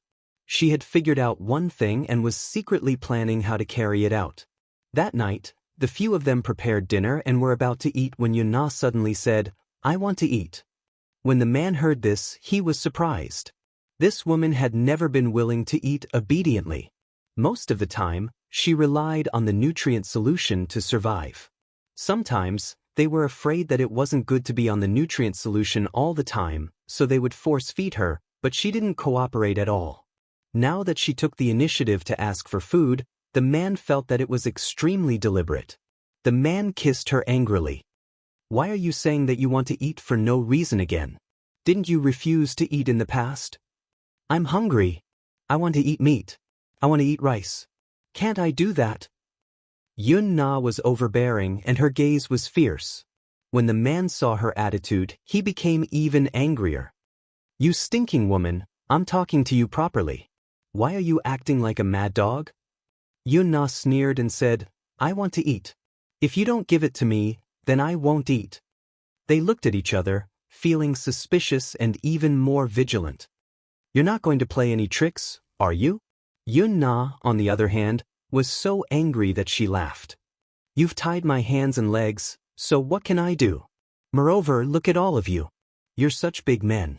Don't tell me you're afraid that you can't handle a woman like me who's about to become a cripple? You're quite sharp-tongued. All right, I got it." The man served her rice, vegetables, and meat, then walked to the bed and said that he wanted to feed her. However, Yun Na said, "I'll eat it myself." "What? Uncuff me, I'll eat it myself." As Yun Na said this, she glared at him fiercely. "I won't eat what you feed me." The man became even angrier and finally lost his patience. "What are you doing?" "I'll feed you. Don't play any tricks on me." Chapter 3064. I won't eat what you feed me. The man almost smashed his bowl as he asked angrily, "Are you going to eat or not?" Yun Na was still stubborn. "I want to eat by myself." Is this woman trying to escape? Yun Na was aggressive. "Do you think I can escape? I don't have my handcuffs, but my ankles are still cuffed. Where can I escape to?" When the man heard this, he uncuffed her with suspicion, but his face was still a little wary. With a click, the handcuffs were uncuffed. Yun Na's hands were finally free. She looked up and saw the man staring at her covetously, as if afraid that she would do something rash. She could not help but sneer. "Why are you still so worried when my legs are cuffed? Even if I have wings, I can't fly out of here. I've just thought it through and want to live a good life." "Thought it through?" The man snorted. "It's fine as long as you've thought it through." With that, he was no longer so vigilant. He sat at the side, but he did not dare to be too far away from her. His gaze was still on her. Yun-na did not look at him anymore. She picked up the bowl, held the chopsticks, and casually ate a mouthful of rice, wolfing it down.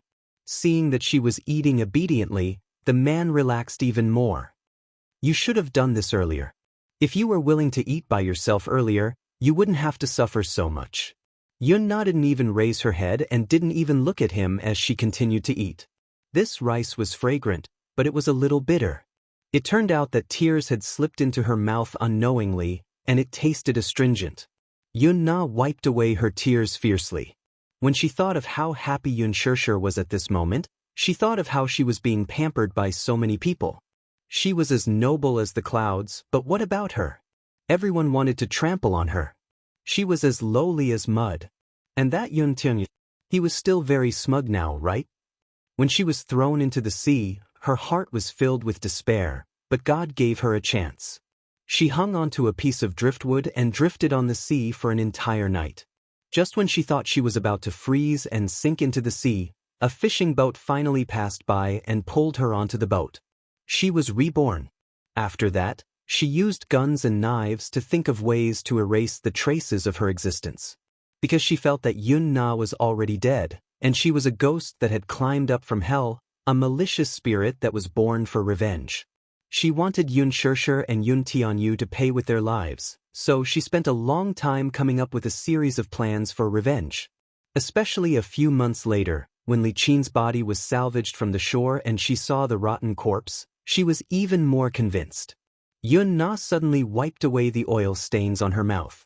She raised her head and said coldly, "Is Mu Yaja going to use my eyes as a cornea donor for Xianxia? Isn't that something you should ask?" Yun-na became agitated. "He put in so much effort to raise me for this purpose?" The man snorted but did not answer. Chapter 3065. No one paid any attention to her, but she kept talking to herself, as if she wanted to vent the foul air in her chest. What about now? She wants to take my eyes away again? On what basis? On what basis? How much more does she want to take from me? Mu Yaja wants to transplant my eyes to her, but he thinks I'm dirty. He's using me, but he hates me at the same time. That's the most hateful thing. When Yun-na thought of this, she finally made up her mind. She lowered her head and laughed sinisterly. "However, I won't let him get away with it." "What do you mean?" Yun-na lowered her head and suddenly gripped her chopsticks tightly with both hands. She gripped them so hard that it seemed like she was going to break the chopsticks. Her hands were trembling non-stop, and she suddenly laughed miserably. Mu Yaja, I won't let you get away with it." The man was startled by her laughter. He turned his head abruptly and scolded her angrily, "What are you laughing at? Be quiet." His voice stopped abruptly. This was because he saw Yun-na gripping the two chopsticks tightly. Her gaze was ferocious and mournful, and her entire body was trembling violently. When she raised her head again, her eyes were bloodshot and filled with monstrous hatred and anger. She raised her hand and stared at the chopsticks. A certain conviction in her eyes became more and more firm. The man shouted, "What are you doing?" Yun-na suddenly shouted hysterically, "I won't let you get away with it." Her mournful voice broke violently. The man seemed to have guessed what she was going to do. He immediately stood up from the chair and rushed toward her. However, in just a few seconds, Yun-na did not hesitate. She used the sharpest end of the chopsticks to aim at her own eyes and ruthlessly stab them into them. She really used a lot of force and was extremely ruthless. The man could not stop her in time. In the next second, he saw the two chopsticks stab into her eyes, and blood splattered everywhere. Yun-na immediately let out a heart-wrenching scream. The heart-wrenching scream almost broke through the roof and pierced through the clouds. Yun-na suddenly pulled out the chopsticks, covered her eyes, and fell onto the bed. Because of the immense pain, her body kept convulsing. It was so painful. The pain was heart-wrenching. The sharp object pierced into her eye and pierced through her eyeball. She was in so much pain that she screamed in agony. Her body kept rolling around on the bed. Blood dripped from the corner of her eyes onto the dirty bedsheets. She was in so much pain that she was about to faint. As Yun-na screamed, She thought about how she had destroyed her eyes and Xianxia had lost this donor. She was pleased with herself and laughed bitterly. Ha! She was crying, laughing, and screaming at the top of her lungs. She looked so crazy that it was frightening. Just looking at this scene was enough to make one tremble in fear. One could imagine how painful it was. At the side, several people were stunned. No one had ever seen such a terrifying scene. After a while, Yunna actually fainted from the pain. In the hospital, Wuxia received a call saying that something had happened to Yunna. He raised his eyebrows but did not appear too nervous. Instead, he said coldly, "I'll be right there." He drove to Yulong Bay. Just as he walked into the basement, a musty smell hit him in the face. A few doctors surrounded the bed. They had just finished the operation and the anesthesia had just worn off. Yunna slowly woke up. Chapter 3066. Wuxia asked in a deep voice, "What's going on?" Standing at the side, the few men in charge of guarding Yunna immediately said uneasily, "This woman said that she wanted to eat by herself. We were already very careful, but we didn't expect this woman to be so ruthless. She used her chopsticks to stab her eyes." The more he spoke, the weaker his voice became. Yunna gradually regained consciousness. When she heard Wuxia's voice, she suddenly laughed coldly. "Wuxia, give up. Ha! You want to use my cornea to restore Xianxia's vision. Dream on. I won't let you have your way." When Wuxia heard this, his face remained calm. He said slowly, "What gave you such a misunderstanding that made you think that I want to use your eyes to replace Xianxia's eyes?" When Yunna heard this, her face was filled with shock. She suddenly reacted and sneered. "You don't mean what you say. I heard what they said. They said that you used me to get my cornea." Wuxia said expressionlessly, "Your eyes are so dirty. Are you worthy of being Xianxia's eyes?" Then, Yunna didn't know whether to laugh or cry. She asked angrily, "Why did you keep me alive?" "My father-in-law said that he wanted to keep you alive. When he comes back, he will punish you properly." At this point, Wuxia looked very regretful. "Why do you think I kept you alive? You said that I coveted your cornea. Yunna, are you worthy?" When Yunna heard this, her blood rushed to her head. She had never thought that she would deliberately use her last bit of value to destroy Xianxia, even if it would break her hope and make her despair. However, she didn't expect that Wuxia had never wanted to use her eyes to restore Xianxia's vision.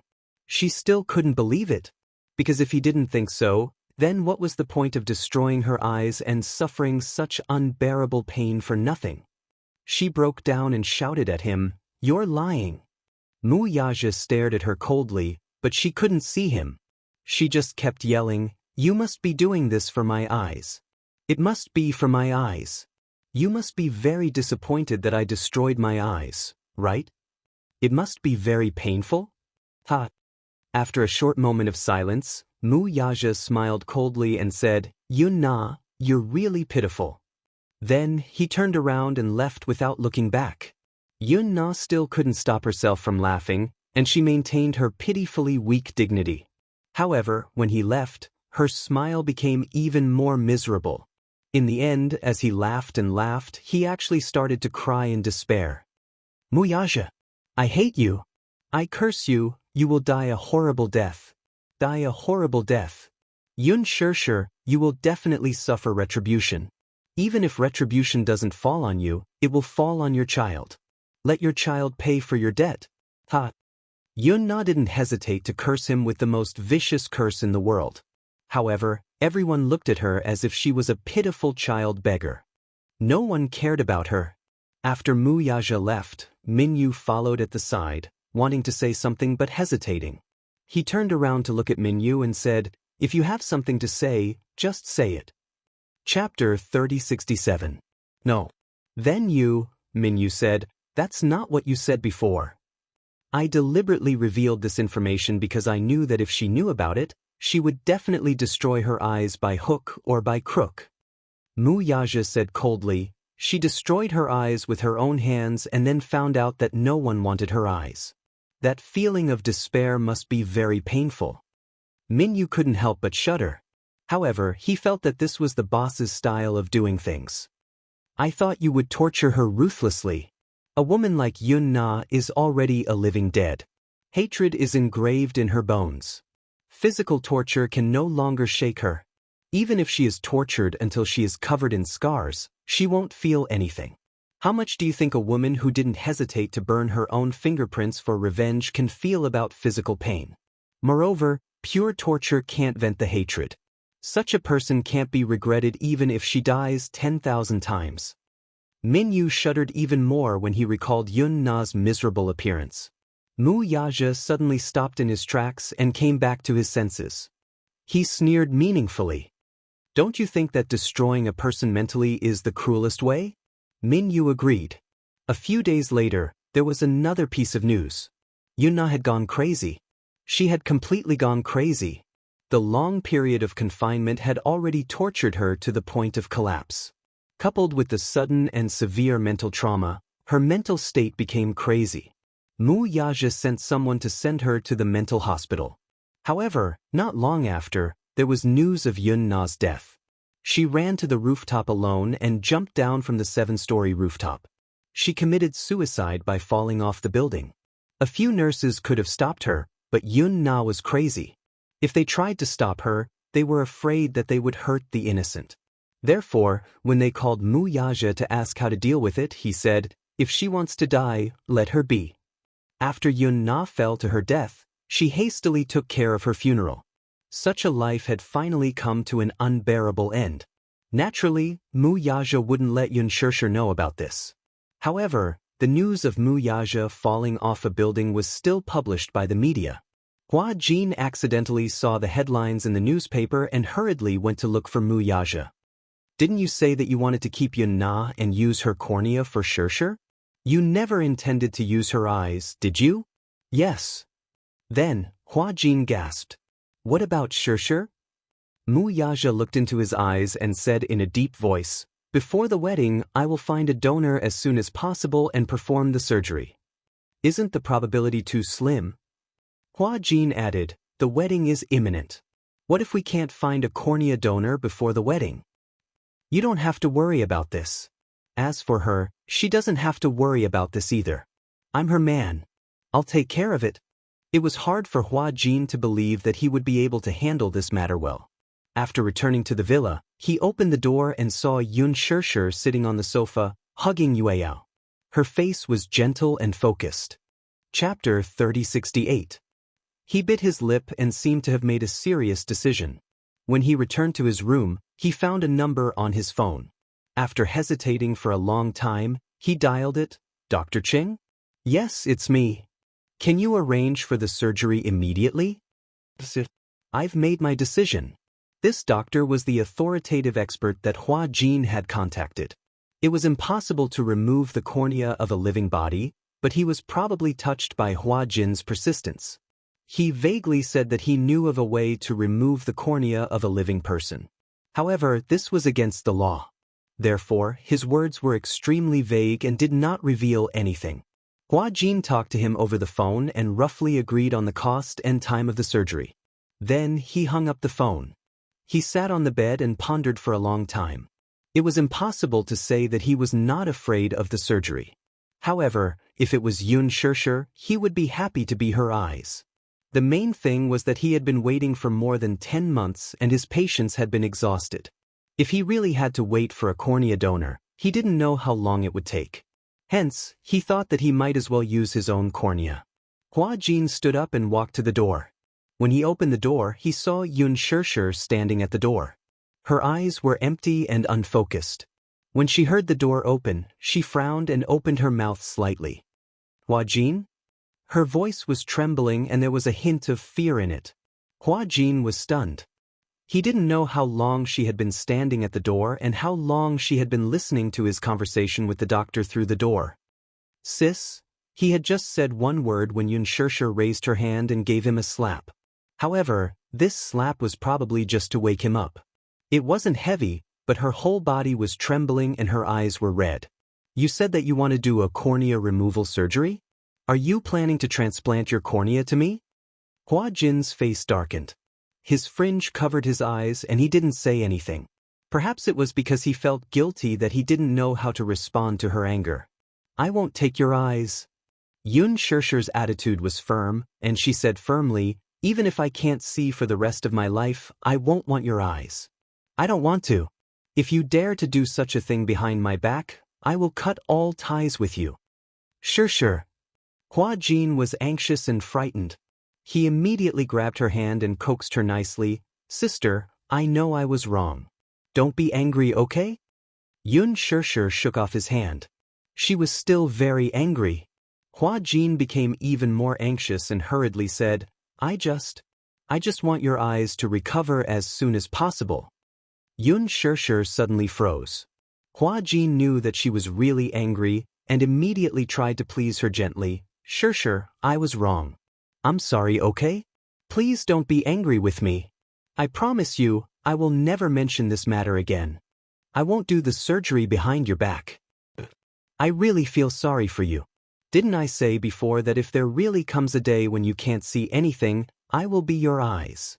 But I didn't expect that day to really come. Chapter 3069. Do you know how guilty I felt when I found out that you had lost your sight? I felt that I must have said something bad to make it come true. I felt that God must have felt that I was too lucky to have found a sister like you, so God wanted to give me retribution, but it was on you. So, I thought that since God wanted me to fulfill my promise. Xianxia pursed her lips. Seeing that he had repeatedly promised that he wouldn't secretly perform the surgery, she couldn't bear to be angry. She turned around and couldn't see him, but she still tried to look at him with her eyes wide open. She said angrily, Hua Jin, why are you so silly? Do you know how hopeless it is to not be able to see anything? Hua Jin was stunned and nodded. I know. Then why are you still so silly? Hua Jin smiled. Because you are the person closest to me. If I don't treat you well, who else can I treat well? Xianxia had mixed feelings when she heard that. She had thought that he was just saying that, but she didn't expect that he would really do it. She fumbled for his hand and held it. She said slowly, Hua Jin, Shao Jie said that he would do his best to help me find a suitable donor. I believe him, and you believe him too, okay? Don't do anything silly again.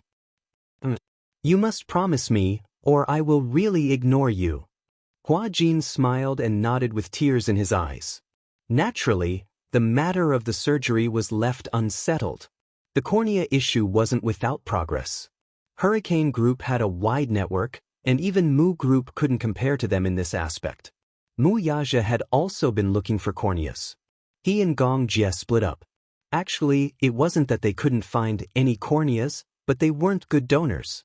Mu Yaja was very picky, and he didn't want just any cornea donor. Most of the corneas were from prisoners on death row. He believed in karma, so he definitely couldn't accept corneas from prisoners on death row. During this period, Gong Jie didn't return to the Gong family. Hence, this matter attracted the attention of a certain man. At the main residence of the Gong family, Gong Xiaoying summoned Gong Jie's most capable subordinate, Zhu Kei, and asked about Gong Jie's whereabouts. Previously, when Gong Jie left the Gong family, he did not bring Vermilion Bird with him. However, Vermilion Bird still knew his whereabouts like the back of her hand. After all, Gong Jie had repeatedly instructed her not to mention his whereabouts if his father asked about it. Hence, when Gong Xiaoying asked Zhu Quebec, Gong Xiaoying knew that Vermilion Bird was a tight-lipped person. It would be difficult to pry open his mouth and ask about Gong Jie's whereabouts. In the past, no matter where Gong Jie went, he would report to him immediately. But recently, he was acting mysteriously and deliberately hiding it from him. Gong Jie deliberately kept it from him. Gong Xiaoying felt that something was amiss. Hence, he pondered, could it be that this young man is having an awakening of love and has a mistress outside? He's so addicted to her that he can't bear to come back, right? With that thought, Gong Xiaoying got a little excited. Chapter 3070. How should he put it? As a father, he had been waiting day and night for his son to bring back a woman for him. Then, when the time came, he would have a grandson in his arms. Then he would be elated. This kid deliberately hid it from him, But he had his own methods. One had to know that even though the Gong family's power was divided, the majority of the power was still in his hands. Therefore, Gong Jie acted without his knowledge. Gong Xiaoying naturally sent a few subordinates to investigate his whereabouts. That night, news came that Gong Jie was in the country. In the country? Gong Xiaoying became more and more confused. This kid had been running to that place for a long time. What was going on? He became more and more confused, so he sent someone to investigate carefully. It didn't matter if he didn't investigate, but his subordinates brought back a few videos. These were all from Gong Jie's trusted subordinates. Gong Jie had been wholeheartedly taking care of Xianxia and his cute little niece these days, so he didn't know of their existence. In the video, he saw a woman carrying a child at the entrance of the hospital. She was smiling like a flower as she got into a nanny van under the crowd's support. She was surrounded by a few men, as well as 2 adorable snow-white boys. Gong Xiaoying recognized the man who was protecting her at a glance. He was Gong Jie himself. The other man was no stranger to him. He was the chairman of the Xinyu financial group who had caused a sensation some time ago, Wuxia, who had left the Mu group. He looked extremely careful and protective of this woman. His arm was empty beside her, holding her arm. It seemed that this woman and the baby in her arms were very important to him. However, there seemed to be something wrong with this woman's eyes. Her gaze was fixed in one direction from beginning to end, unfocused. The smile on her face was indescribable happiness. However, what surprised him the most was not why Gong Jie was with a strange woman with a child in her arms. Instead, it was because this woman's face was very similar to Gong Jie's. He recognized a shadow of Mu Qingqing in her. Mu Qingqing. The weight of this name that he had been yearning for was too heavy. This woman was an irreparable scar in his life. She used to be beautiful, but now she had become an unforgettable pain. Even if he wanted to forget, that name had already left an eternal mark on his heart. Who was this woman? Gong Xiaoying narrowed his eyes and looked carefully. The woman's eyebrows were like a painting, and her smile was elegant. She had a beautiful and refined face, and she was completely barefaced. Even in the high-definition video, her natural beauty was not affected. She seemed to have just given birth, but her complexion was still very good. Her fair face was suffused with a healthy red color. As for her figure, it was not too out of shape. Although her belly was still a little bloated from being pregnant for 10 months, it was obvious that she had recovered quickly and was doing well. After watching a few videos, Gong Xiaoying could not calm down for a long time. He clenched his fists, unable to sort out his thoughts. He questioned his subordinate, "Who is this woman?" His subordinate lowered his head and replied respectfully, "This woman's name is Xianxia. She is Mu Yaja's wife and has 2 sons and a daughter with him. Now that her daughter has just been born, she was discharged after giving birth. That's all the information we have so far." Chapter 3071. Gong Xiaoying furrowed his brows. It was as if a white light flashed across his eyes. He suddenly suspected the woman's background. "Hence," he said sternly, "investigate this woman's identity." Sir. 2 months later, Mu Yaja held a 100-day banquet for little Yueyao. At first, there was some controversy over the full moon banquet and the 100-day banquet. Hua Jin said that a month after a baby's birth was considered to have passed a difficult time. Parents would hold a full moon banquet to celebrate the child's passing and hope that the child would grow up healthily. However, Mu Yaja did not agree. The main reason was that a 1-month-old child was still too young. He had done some work in advance. Newborns should not come into contact with people. Everyone's nasal cavity would carry viruses and bacteria. Even healthy people would have bacteria. If they held a full moon banquet while holding a 1-month-old Yueyao, Mu Yaja's heart would naturally ache. Some bacteria were especially harmful to children. If it was the 100-day banquet, the child would be 3 months old after all. However, even if it was the 100-day banquet, Mu Yaja repeatedly emphasized that people should not hold a child casually during the banquet.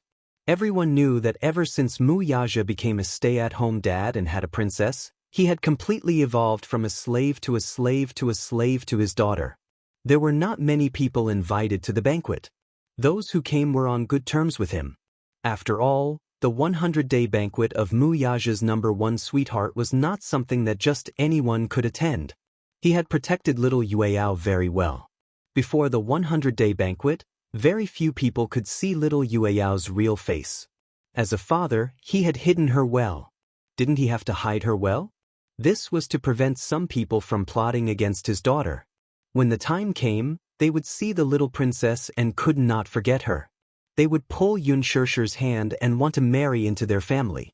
As a madam, he was not good at rejecting them. If so many in-laws suddenly appeared out of nowhere, what would he do? However, he would not be able to escape from the 100-day banquet. Even though Mu Yaja was reluctant, since he couldn't escape the fact that his daughter was coveted by others, he had to think of a way to filter the guests. Those who were just friends with him, he didn't care. Those who had business dealings but weren't close, he rejected them all. In the end, there were a total of 6 tables of people who attended the 100-day banquet. All of them were close to Mu Yaja and Xianxia. It wasn't a grand occasion, but the layout was especially warm. The venue was decorated with the theme of Sailor Moon. This was Xianxia's idea. After all, Sailor Moon was the first cartoon she had watched that made her infatuated with young girls. Therefore, it had left a deep impression on her. Any young girl would yearn to become Sailor Moon, and then meet their very own nightgown and mask. With such selfish motives, she mentioned this idea to Mu Yaja. As her man, no matter how big or small, he would naturally make the decision. Hua Jin was also very meticulous. He specially hired a bakery to make a Sailor Moon-themed table. The table was filled with exquisite and beautiful pastries. Many of the guests had brought children with them. When they saw such a beautiful table that looked delicious, they immediately snatched it up. The 100-day banquet was probably Yueyao's official appearance. It was inconvenient for Xianxia to carry her, so she sat at the head of the table. She smiled and welcomed everyone who gave her their sincere blessings. Chapter 3072. When they saw the rumored little princess, some of the women brought by the guests were extremely envious. It had only been a little over 3 months. His face had not yet fully developed, but his lips were already rosy and his teeth were pearly white. At first, he was still sleeping quietly. However, when Gong Jie took him over to carry him, the little guy woke up with a start. He opened his eyes and looked at the world around him curiously. However, with so many guests surrounding her, she did not seem to have stage fright. She did not cry or make a fuss. She was born not to cry. Many people praised that this girl was not squeamish since she was young. A girl who was not squeamish was good. At the banquet, the most excited person was none other than Yu. He stood beside Gong Jie. Those who came to see Yueyao said that this little girl would be very beautiful when she grew up. He was very proud when he heard that and said proudly, "My little sister will naturally be beautiful when she grows up. She'll be devastatingly beautiful." Her mischievous appearance made many mothers click their tongues in amazement. Xiao Shuai also liked little Yueyao. Although she had not been a mother yet, it was in the nature of a woman to be a mother. Moreover, such a cute little girl, she could not help but want to hug her. She wanted to hold her in her arms and dote on her. However, little Yueyao recognized people very well. When she reached out to hug her, the little girl ignored her and went straight into Gong Jie's arms. When Gong Jie saw this, he was overjoyed. What did this mean? This meant that his little niece was clinging to him and had acknowledged him. At the side, even Mu Yaja was jealous. He did not feel good. Gong Jie even winked at him provocatively. Many of those who attended the banquet were important guests of Mu Yaja's business. Some were in the government, and some were business dignitaries. When they saw Yueyao, they said meaningfully that they wanted to arrange a marriage. Most of the time, the engagement would be decided during the 100-day banquet. Some of the dignitaries also wanted to rope in the Xinyu financial group. However, a certain arrogant man naturally did not want to use his daughter as a bargaining chip. What did Mu Yaja hate the most? What he hated the most was marriage. His daughter's future husband was not up to him to decide. It had to be someone that Yueyao liked for it to count. Even if he was a poor boy, as long as his daughter liked him and he approved of him, he didn't care about his family background. After all, he had such confidence. Of course, Mu Yaja wouldn't allow those people to curry favor with his in-laws. However, he couldn't make things too awkward at that time. His words were very technical. He was half joking as he rebuffed them one by one. It didn't hurt his face and he rejected them appropriately. The 100-day celebration was lively. When it ended, the whole family was coaxing Yueyao on the way home. However, they did not notice the strange look on Yu Yu's face. He deliberately curled himself up in the corner of the back seat. His limbs were a little cold, his face was slightly pale, and his heart was beating extremely fast. He carefully covered his chest, where his heart felt like it was about to jump out. He vaguely realized that he had stopped taking medicine for so many days. It was probably because of the lack of medicine that his heart palpitated a little. Along the way, it was peaceful. However, when they reached home, Yu entered the house. The light shone on his face, and his pale face was immediately seen clearly. Mu Yaja was the first to notice that something was wrong with him. He saw that he was clenching his fists tightly as if he was enduring great pain. Chapter 3073. Yu Yu, what's wrong with you?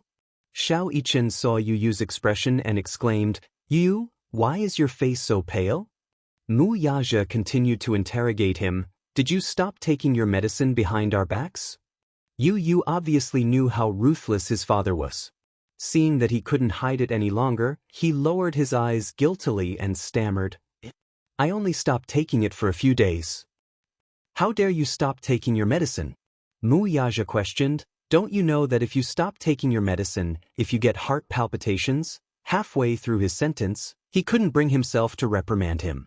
After all, after Yueyao was born, he admitted that he had given all his care and love to Yueyao and neglected his son who had always been quiet.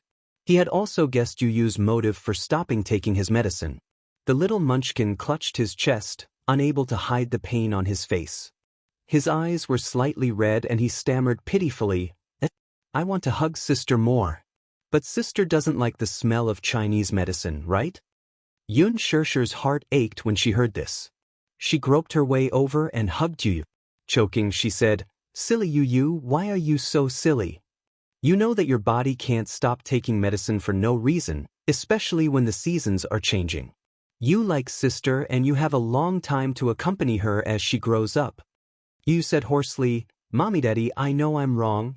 In the future, I won't do stupid things behind your backs. Seeing that his attitude was sincere, Mu Yaja couldn't bear to reprimand him.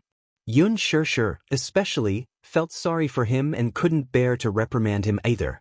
After that, Yu Yu resumed taking his medicine. Although he couldn't get close to sister for a period of time, he was satisfied just looking at her from afar. A month after the 100-day banquet, Gong Jia sent someone to inform them that they had found a suitable cornea donor. This news made Mu Yaja and Yun Shirshir very excited and gratified. They confirmed it again and again before they believed it. Yun Shirshir was still a little worried about the risks of cornea transplantation. Some people said that after the transplant, the patient might not be able to see again. There were also a few cases where the operation had failed. This made her more or less worried. Therefore, Mu Yaja specially brought her to the West Mountain Temple to ask for a protective talisman. On the day of the operation, the whole process went very smoothly. After staying in the hospital for many days, Yun Shirshir ushered in the day to remove the bandages. The next day, in the ward, the doctor closed the curtains to ensure that the light in the ward was not so dazzling. He returned to the bed and sat in front of Yun Shirshir. Mu Yaja and the two little kids stood anxiously by the bed, looking anxious and uneasy. They were afraid that the answer in the end would make them happy for nothing. Gong Jia, on the other hand, seemed very confident. The chief surgeon this time was from the medical base of the Hurricane Group. He could even save a dying person. For him, this kind of operation was not even worth mentioning. Relax, don't be so nervous. Yun Shirshir smiled and nodded. She also felt a little uneasy, but she pretended to be calm and squeezed out a smile. Wait for me to remove the gauze, then slowly try to open your eyes. The doctor lowered his voice and guided her patiently. Then he reached out and carefully removed the gauze on Yun Shirshir's eyes, layer by layer. Chapter 3074. Don't rush, take it slow. Next, try opening your eyes. The doctor encouraged her gently and patiently. Xianxia nodded and took a deep breath. She slowly opened her eyelids a little. The medicine in her eyes was still in her eye sockets, and she felt a stinging sensation accompanied by a burning sensation. She tried her best to open her eyes as far as she could. Her eyes, which had not been exposed for a long time, were stimulated by the air, and they began to tear up. Vaguely, a blood-red glow suddenly appeared in her eyes, and the world in front of her suddenly turned into a red fog.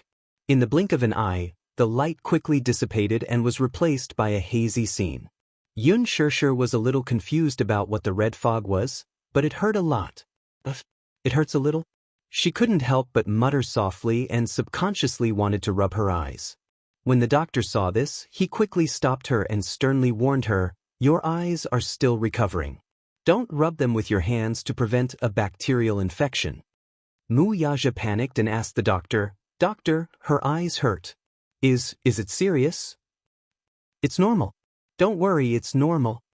After comforting Wuxia, he turned around and said gently, Sure, come, take it slow. Take it slow." Xianxia nodded and opened her eyes again. The world in front of her overlapped. The snow-white curtains, the snow-white bedsheets, everything was so real. Her vision focused again, and it was the doctor's unfamiliar face. Her heart was filled with indescribable joy and gratitude. Seeing the happy smile on her face, the doctor knew that her eyesight had recovered very well, and he gave Xianxia an affirmative smile. Xianxia also heaved a sigh of relief and happily hugged Wuxia's shoulders. His face was wild with joy. Little Yichen, on the other hand, was so touched that his eyes were already brimming with tears of excitement. "Mommy, can you see?" Xianxia smiled and nodded. The doctor quickly gestured for them to be quiet. He turned around and reached out his hand to Xianxia and asked softly, "Tell me, what do you see?" Even though she had regained her vision was still a little blurry. She blinked her eyes hard and tried to open them again until the powerful hand gradually became clearer and clearer. "It's my hand," she answered with a smile. Yu nodded happily. The doctor asked again, "How many fingers do I have? Can you see them clearly?" Xianxia, but in that moment, the blood-red lights in her eyes again. She frowned and focused again, and her vision suddenly became clear. Unbelievable! She could really see. She was so surprised that she couldn't speak. Seeing that she didn't respond for a long time, the doctor couldn't help but worriedly repeat himself. He shook his hand. "How many fingers are there? Can you see clearly?" Under everyone's worried gaze, she quickly reacted and looked at the doctor's hand again. Then, she said hesitantly, 5 fingers. Seeing that she could see clearly, the doctor nodded in satisfaction. Wuxia's heart, which had been hanging high, finally settled down. "Then, try to hold my hand," the doctor said calmly and gently. Chapter 3075. The doctor mistakenly thought that her eyesight had not fully recovered, so he quickly blocked her hand that was rubbing her eyes and warned her in a low voice, "Don't touch your eyes with your hands." Xianxia still hadn't recovered from her shock. "Why? Do my eyes hurt?" Seeing the confusion in her eyes, the doctor sighed and patted her shoulder gently to comfort her. "You just finished the operation. It's okay if you can't see clearly. Your eyesight will gradually recover in the future." Xianxia couldn't help but feel a little disappointed. The operation didn't fail, right? It didn't. The fact that you can see proves that the operation was very successful. The doctor saw that she was a little disappointed and showed a somewhat dispirited expression, so he patted her shoulder to comfort her. He stood up and reminded her of some taboos before turning to walk out of the room. Huajin rushed out of the room after the doctor and asked anxiously, "Doctor, will her eyesight recover in the future?" The doctor stopped and turned to explain patiently, "Don't worry. Some people will have a period of recovery after the operation. Since she can see my fingers clearly, it means that her eyesight has recovered well. Don't worry too much." With the doctor's confirmation, Huajin was relieved and let out a long sigh of relief. In the ward, after the doctor left, Xianxia still hadn't recovered from her doubts and was in a daze. In just a moment, her vision gradually turned from blurry to clear and focused. She lowered her head as if she wanted to verify something again. She tried hard to focus on her hand, but it became blurry again. She tried hard to open her eyes wide, but after staring for a long time, her eyes began to ache. Do your eyes still hurt? Can you see clearly now? Wuxia sat by the bed and stretched out his hand with a worried expression. Can you see clearly? Xianxia reacted and didn't know whether to laugh or cry. She smiled helplessly, but there was some bitterness in her heart. She smiled and replied, "Of course I can see clearly. It's just that the distance changed too quickly and I couldn't focus in time." The doctor said that her vision will gradually recover. "Brother-in-law, you don't have to worry." Hua Jin comforted. Xianxia looked at Wuxia, and the smile on her face gradually faded. She stared at Wuxia's familiar face, and her heart was filled with emotions. To be able to see him again, she was filled with emotions. She knew better than anyone how much he had sacrificed over the years. Nothing could train the body and mind more than suffering. Even though it had only been a few months, Xianxia had matured a lot. She had a deeper understanding that happiness was not easy to come by. Tears welled up in her eyes as she suddenly stood up and hugged Wuxia tightly. She said word by word, "It's so good to see you again." Wuxia's shoulders were tightly hugged by her, but his heart was filled with happiness. While he was gratified, the tiredness that he had suffered for the past few days that he had not closed his eyes due to nervousness had turned into a trace of sweetness. He couldn't help but feel a little emotional as he gently stroked her back. "Do you want to take a look at Yueyao?" he asked. Xianxia immediately nodded. Gongjie turned around and walked to the crib before Wuxia and picked up the little princess. Little Yueyao was sleeping soundly. She didn't feel anything when he picked her up. She was still nestled in his arms, sleeping soundly. Chapter 3076. Just as he walked over, Xianxia sat on the bed, feeling a little nervous. For some reason, when Yueyao was born, Xianxia felt regretful that she could not be the first to see her. However, in her heart, she still tried to picture her facial features. In her heart, Yueyao would definitely have a pair of especially expressive eyes. They were dark and bright, with a layer of mist in them. When Wuxia said that her eyes were like hers, she did not believe him. After all, it was said that daughters should look like their fathers. However, since he said that her eyes were like hers, then they should be very beautiful eyes. Xianxia was still very confident in her genes. She also had a rough idea of her daughter's appearance. However, when Gongjie really carried Yueyao into her arms and really saw little Yueyao's sleeping face, she still could not help but feel agitated. Oh God! This was her daughter. She had picturesque eyebrows, a small nose, and a small mouth. Her facial features were very young and tender, but they were also beginning to take shape. However, looking at it this way, it was a little different from what she had imagined.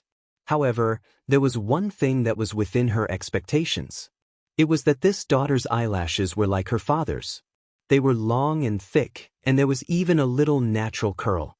Just by looking at Yu and Xiao Yichen, she knew that Wuxia's long eyelashes genes were especially strong. "Yueyao, Mommy can finally see you." Xianxia smiled with relief. As she smiled, the corners of her eyes inevitably became a little wet. This child did not come easy. Everyone worked very hard, including this little guy.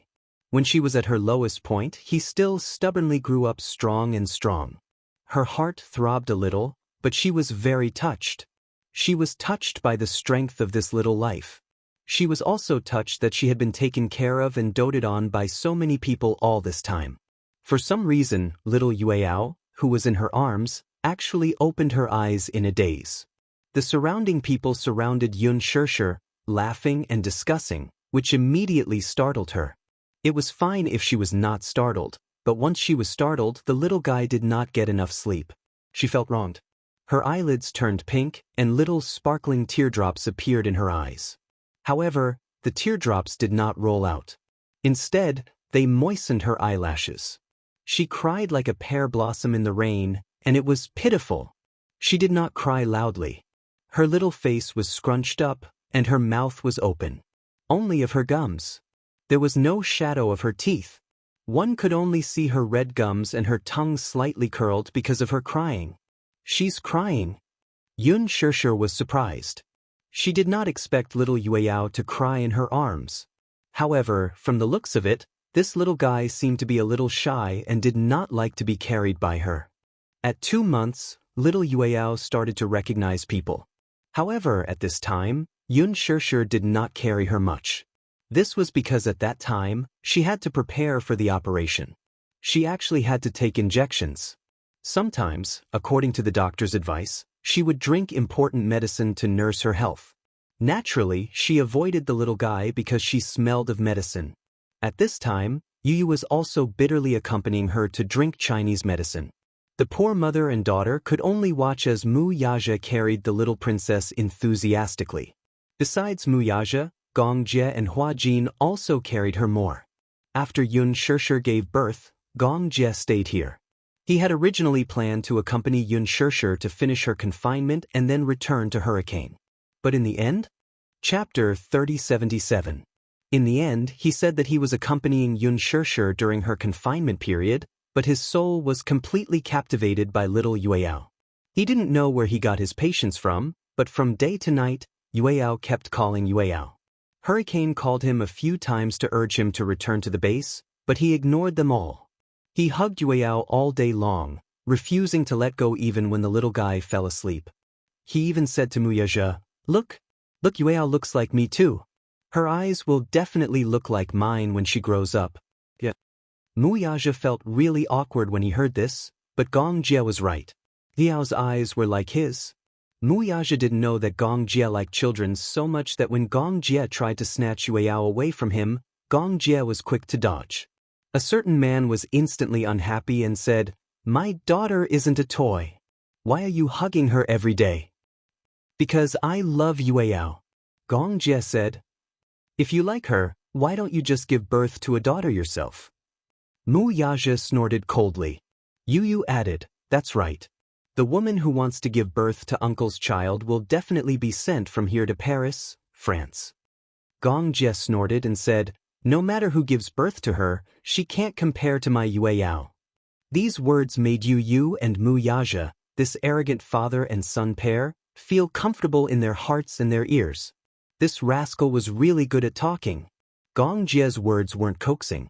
Initially, he wanted to spend more time with Xianxia when he came back, but he realized that this little niece of his was lovable no matter how he looked at her. He couldn't help but want to hug her and not let go no matter what. After 2 months, the child started to recognize people. Gong Jie hugged her tightly, and little Yueyao recognized him. When she cried, Gong Jie hugged her and coaxed her. As they laughed, she started to giggle. Her voice was very clear and melodious, like wind chimes. Speaking of little Yueyao, she was very picky. Other than Muyaja and Gong Jie, she wouldn't be willing to be hugged by anyone else. Hua Jin didn't hug her much because Muyaja and Gong Jie were there to block him. He didn't have any human rights. He was hoping that he would have a chance when Gong Jie and Muyaja got tired of hugging her. In the end, these two energetic men didn't seem to get tired even if they hugged her with one arm for a whole day.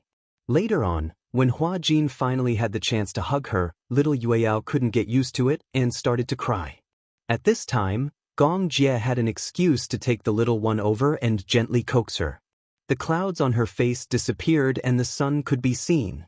When she smiled, her eyes were red from crying. When she smiled, it was as if there were countless little stars hidden in her eyes.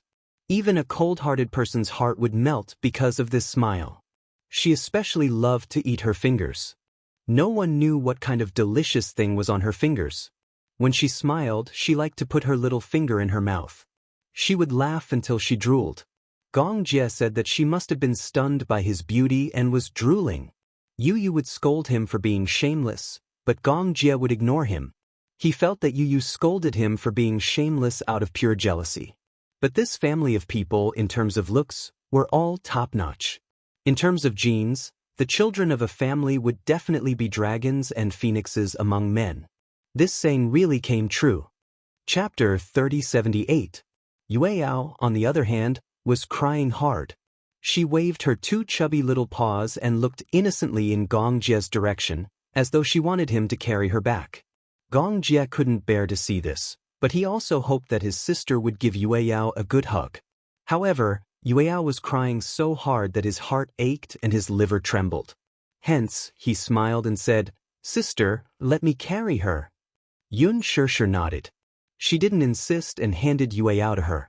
After all, she still had a long way to go before she could spend more time with her daughter. There was no hurry.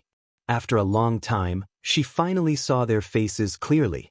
Gong Jie was still the same. Yu, Xiaoyichen, and Hua Jin were still there. She could finally see them again, but it felt like a lifetime had passed. Yu suddenly threw himself into Xianxia's arms and hugged her tightly. "Mommy, can you see Yu clearly now?" Xianxia hugged him and nodded. Yes, I can see clearly now, I can see clearly now." Xiaoyichen also ran in front of her as though he was a clown. He blinked and made a pitiful face. "Mommy, what about me? Can you see me clearly too?" Xianxia pouted playfully. "Yes. You've gained weight. You look like a little meatball." Looking up, she suddenly caught a glimpse of Hua Jin from the corner of her eye. He walked over slowly with a gratified expression and a faint smile on his face. She flipped over, got off the bed, and gently hugged him. "Hua Jin, thank you." Mommy hugged Uncle Hua Jin. "Shouldn't you give Daddy a big hug too?" When Mu Yaja heard this, he turned his face away awkwardly. His face was strangely a little red. This was a little tsundere. He wasn't used to being too affectionate with her in front of so many people. He felt that he would be laughed at. When Xianxia saw this, she sneaked over and tugged at the corner of his shirt. She even cleared her throat solemnly. "Ahem. Sir, can you turn around?" Mu Yaja raised his eyebrows. Not knowing what she was doing, he turned around with a puzzled expression. Xianxia suddenly threw herself into his arms and hugged his waist tightly. She hugged him. She was so strong, unwilling to let go for a long time. Mu Yaja's lips curved into a smile. Xianxia raised her head to look at him, but she just could not get enough of his face. The first person she saw after regaining her vision was him. That was the happiest thing. She held his face in her hands and looked at him carefully. Her gaze kept focusing until she finally saw his face more clearly. She could still see those handsome eyes, high nose bridge, and thin lips. However, after experiencing Yueyao, those eyes and brows had settled down and the sharpness of the past had been polished and smoothed out. Xianxia's lips curved. She inched closer and stood on her tiptoes. Before she could take the initiative to give him a kiss, the man smiled dotingly and took the opportunity to wrap his arms around her waist. Then he bent down and kissed her. This kiss was like a long-awaited reunion. It was a kind of lingering longing. It was too strange. They were clearly together every day. However, she felt that the time between seeing him again was really too long. This kiss was both familiar and unfamiliar. Xianxia was grateful to be able to see the world clearly again. At this moment, a kind of sigh arose spontaneously from the bottom of her heart. To be able to have him involved in her life was the greatest blessing of her life. Chapter 3079. The sun was setting in the west. A week after she was discharged from the hospital, Xianxia sat under the setting sun with little Yueyao in her arms. She looked at the evening sky lazily. Yu and Xiaoyichen were beside their little sister. Yu was in charge of telling her fairy tales, while Xiaoyichen was making funny faces as he played with the swaddled tiny tot. She snickered in her heart.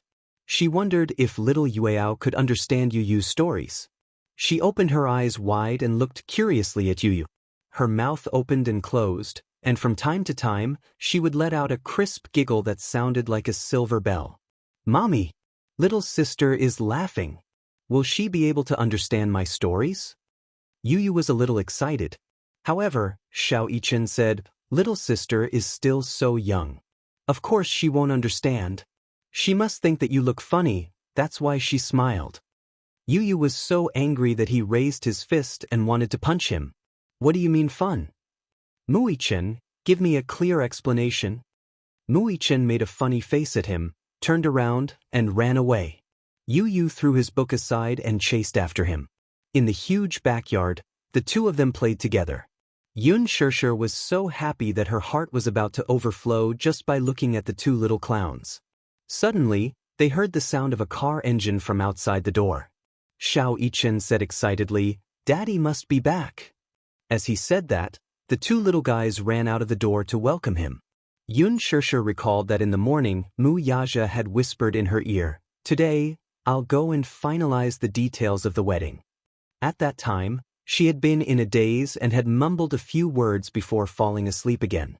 Now that she thought about it, he must have finalized the details of the wedding with the wedding planner. Xianxia walked over with Yueyao in her arms, only to see Wuxia, Gongjie, Huajin, and a few other unfamiliar men standing next to the car. They were talking about something with relaxed expressions. Gongjie's eyes were sharp. He saw Xianxia and waved his hand. "Sister." Wuxia looked over, only to see Xianxia carrying Yueyao under the setting sun, slowly walking towards him. The weather had turned cold, and she was wearing a knitted jacket. Her face was tranquil, and her beautiful hair was draped over her shoulders. From time to time, it would brush against her shoulders, and the gentle breeze would lift the corner of her skirt. She was quiet but charming. Xianxia smiled faintly. "Hubby." The man walked towards him. Such a handsome man, no matter which frame the time stopped at, was definitely an exquisite picture. As the sunset fell on his body, gilding his tall and slender silhouette with a faint layer of golden light. He was as elegant as a god. Wuxia walked closer and took Yueyao from her arms. At this moment, Yueyao was already quietly asleep. Her eyes were closed, like a sleeping little angel. He looked at her with a gentle expression. She snuggled up to him. The quiet scene shocked the photographer at the wedding. He immediately raised his camera and aimed it at this scene, taking a picture of this beautiful moment. "The sunset is so beautiful." The photographer looked at the photo in the camera and suggested with a smile, "Why don't we take a family photo together?" When Yu heard this, she clapped her hands and felt that this suggestion was not bad. Good. Family photo. Daddy, let's take a family photo together." Wuxia and Xianxia looked at each other and nodded. Under the shade of the tree, the sunset was modeled. Xianxia and Wuxia stood in the middle, holding Yueyao in their arms. Beside them, Huajin and Gongjie were holding Xianxia and Yu respectively. They looked at the camera with smiles on their faces. 1, 2, 3, smile. The photographer asked, "Is our bride-to-be beautiful?" Everyone said in unison, "Beautiful." Xianxia was sandwiched in the middle. She couldn't help but blush. She looked at the camera and smiled shyly. The photographer made an okay gesture and showed the photo to them. When Xianxia saw that Wuxia didn't look at the camera, she couldn't help but ask, "Aren't you going to look at it?" "No need." Wuxia hugged her shoulders and bowed his head. "I just want to look at you more." Xianxia looked at him and the smile at the corner of her mouth became even brighter, because she knew that her happiness wasn't over yet. Chapter 3080. Quote, "At the end of the day, blood ties are a very strange thing. It could bind two people together tightly, and it was the most intimate bond. But it can also mercilessly create an insurmountable gap between them. When I was young, I used to be glad that I had a brother like Dongyu who doted on me. I used to think that I was the happiest girl in the world. When I grew up, I hated that the man I loved so much that I couldn't extricate myself from had the same blood flowing in his veins, along the way, along the way, along the way, along the way, along the way. From ignorant feelings to immature feelings, to a strong desire to be together forever, until we were forcibly separated by the world. How far is forever? In a single thought, eternity is eternal. One wrong thought, and every step will lead to death. Dongyu, do you know that even though the world is so big, I have nowhere to go and no one to rely on? Whether it's God or anyone else, who can explain to me what love is? If no one can explain it clearly, then why can't I fall in love with Dongyu? This is a question that I still can't solve after leaving home for so long. For so many years, I've been searching for a balance between love and Dongyu, until I received the sudden news of my marriage. Xiachuan, let me tell you a piece of good news. Your brother is getting married. When are you coming back for a gathering? Over the phone, my father's voice sounded weathered and uneasy. He chose his words carefully. Come home. Everyone misses you. Your mother and I, and your brother. Everyone misses you. At that moment, my breathing stopped. It was really like a boom. My mind went blank and there was nothing left. This news, which made the whole family immerse in joy, suddenly threw me into eternal hell. Holding the receiver tightly, I was silent for a long time. Then, I tried my best to suppress my trembling voice and said calmly, okay. After hanging up the call, I realized that the back of my hand was already sweaty. Father said, come home. But that was home, and yet it wasn't home. I never thought that reality would be so cruel. It was so cruel that one look at heaven and one look at hell. I used to think of him as my entire world, but I didn't expect this warm world to suddenly collapse like a cloud. And it came so suddenly, ********* the next day, I booked a flight back to China. I knew that returning home this time was definitely not a wise choice. After waiting for such a long time, I thought that even if I were to give up, I should at least be more thorough. Let me see him with my own eyes. If he is really happy, then I should try to let go of this unforgettable relationship. The moment I got off the plane, I felt a lump in my throat. Looking at the crowd in front of me, I felt a stabbing pain in my heart and tears welled up in my eyes. I walked through the crowd with great difficulty, but my footsteps were very slow. Every step I took, I would stop, and from time to time, I would brush past strangers. I still remember that 8 years ago, when I left this city with a heart filled with despair, it was the same scene. Travelers who were in a hurry, loved ones who left dejectedly. At that time, when they looked back before they left, everything within their sight seemed to be dyed with a layer of desolate gray, no longer having any color. Chapter 3081. Now that I was stepping foot on this land again, the city seemed to have changed a lot. The airport had been rebuilt, and the interior decoration was new. It looked very grand. Her ears were filled with the thick Beijing accent of her hometown. Although it was a long time since she had last heard it and was unfamiliar with it, she felt very warm in her heart. I was back. After 8 years, I was stepping foot on this land again. However, in my heart, there was a little uneasiness, but more than that, there was a deep sadness in my heart. My mother had been waiting at the airport for a long time and had arrived early. She must have specially dressed up when she found out that I was coming back. After 8 years, when the mother and daughter met again, they didn't hug each other warmly like normal people. They only stood quietly and looked at each other. There was alienation and estrangement in their eyes. I think she must have sadly discovered the fleeting coldness in my eyes. From her face, it wasn't hard to see how much she wanted to go forward and hug me tightly. She wanted to tell me how much she missed me as a mother for the past 8 years. How she wanted to tell me how worried my family had been about me since I had been away for so long. Maybe she regretted what she did 8 years ago. I thought. However, all the words were stuck in her throat under my cold gaze. There were thousands of words, but she couldn't say them. Mom, I'm back. Amidst the noise, I smiled and broke the awkward silence between us. Only then did my mother come back to her senses. The corners of her mouth twitched with some difficulty. She laughed dryly and muttered, "It's good that you're back. It's good that you're back." As she spoke, she felt a little uneasy. As if to ease the awkwardness, she hurried forward to help me carry my luggage. Out of the corner of my eye, I subconsciously avoided her hand. In a daze, my mother's hand froze. "Mom, I'll do it myself." As I said this, there was no change in my expression. I knew that my cold gaze must have made my mother's heart ache a little because I saw a sudden look of pain on her face. I suddenly realized that these 8 years, which was neither a long nor short period of time, seemed to have been like a great flood that washed away the dependence and connection between mother and daughter. "Xianxia, do you still hate me? 8 years ago? I had no choice but to send you out of the country. I'm doing this for your own good." A smile appeared on my face, but I said nothing. After a long while I sighed. I know, so you really don't have to explain so much." She gave me a deep look. "Xiaochun, is the luggage heavy? Let Mom do it for you." Her mother's voice was very soft and even trembled slightly. She said carefully, "Let me carry it for you. Xiachuan, I want to carry your luggage for you." I was bewildered. I lifted my head and saw that she was frowning. Now, she seemed a little humble. I pursed my lips and nodded silently, allowing my mother to take the luggage from me. As we walked out of the airport, my mother tried to hold my hand. This time, I didn't avoid it. Mother's eyes were filled with comfort. Chapter 3082.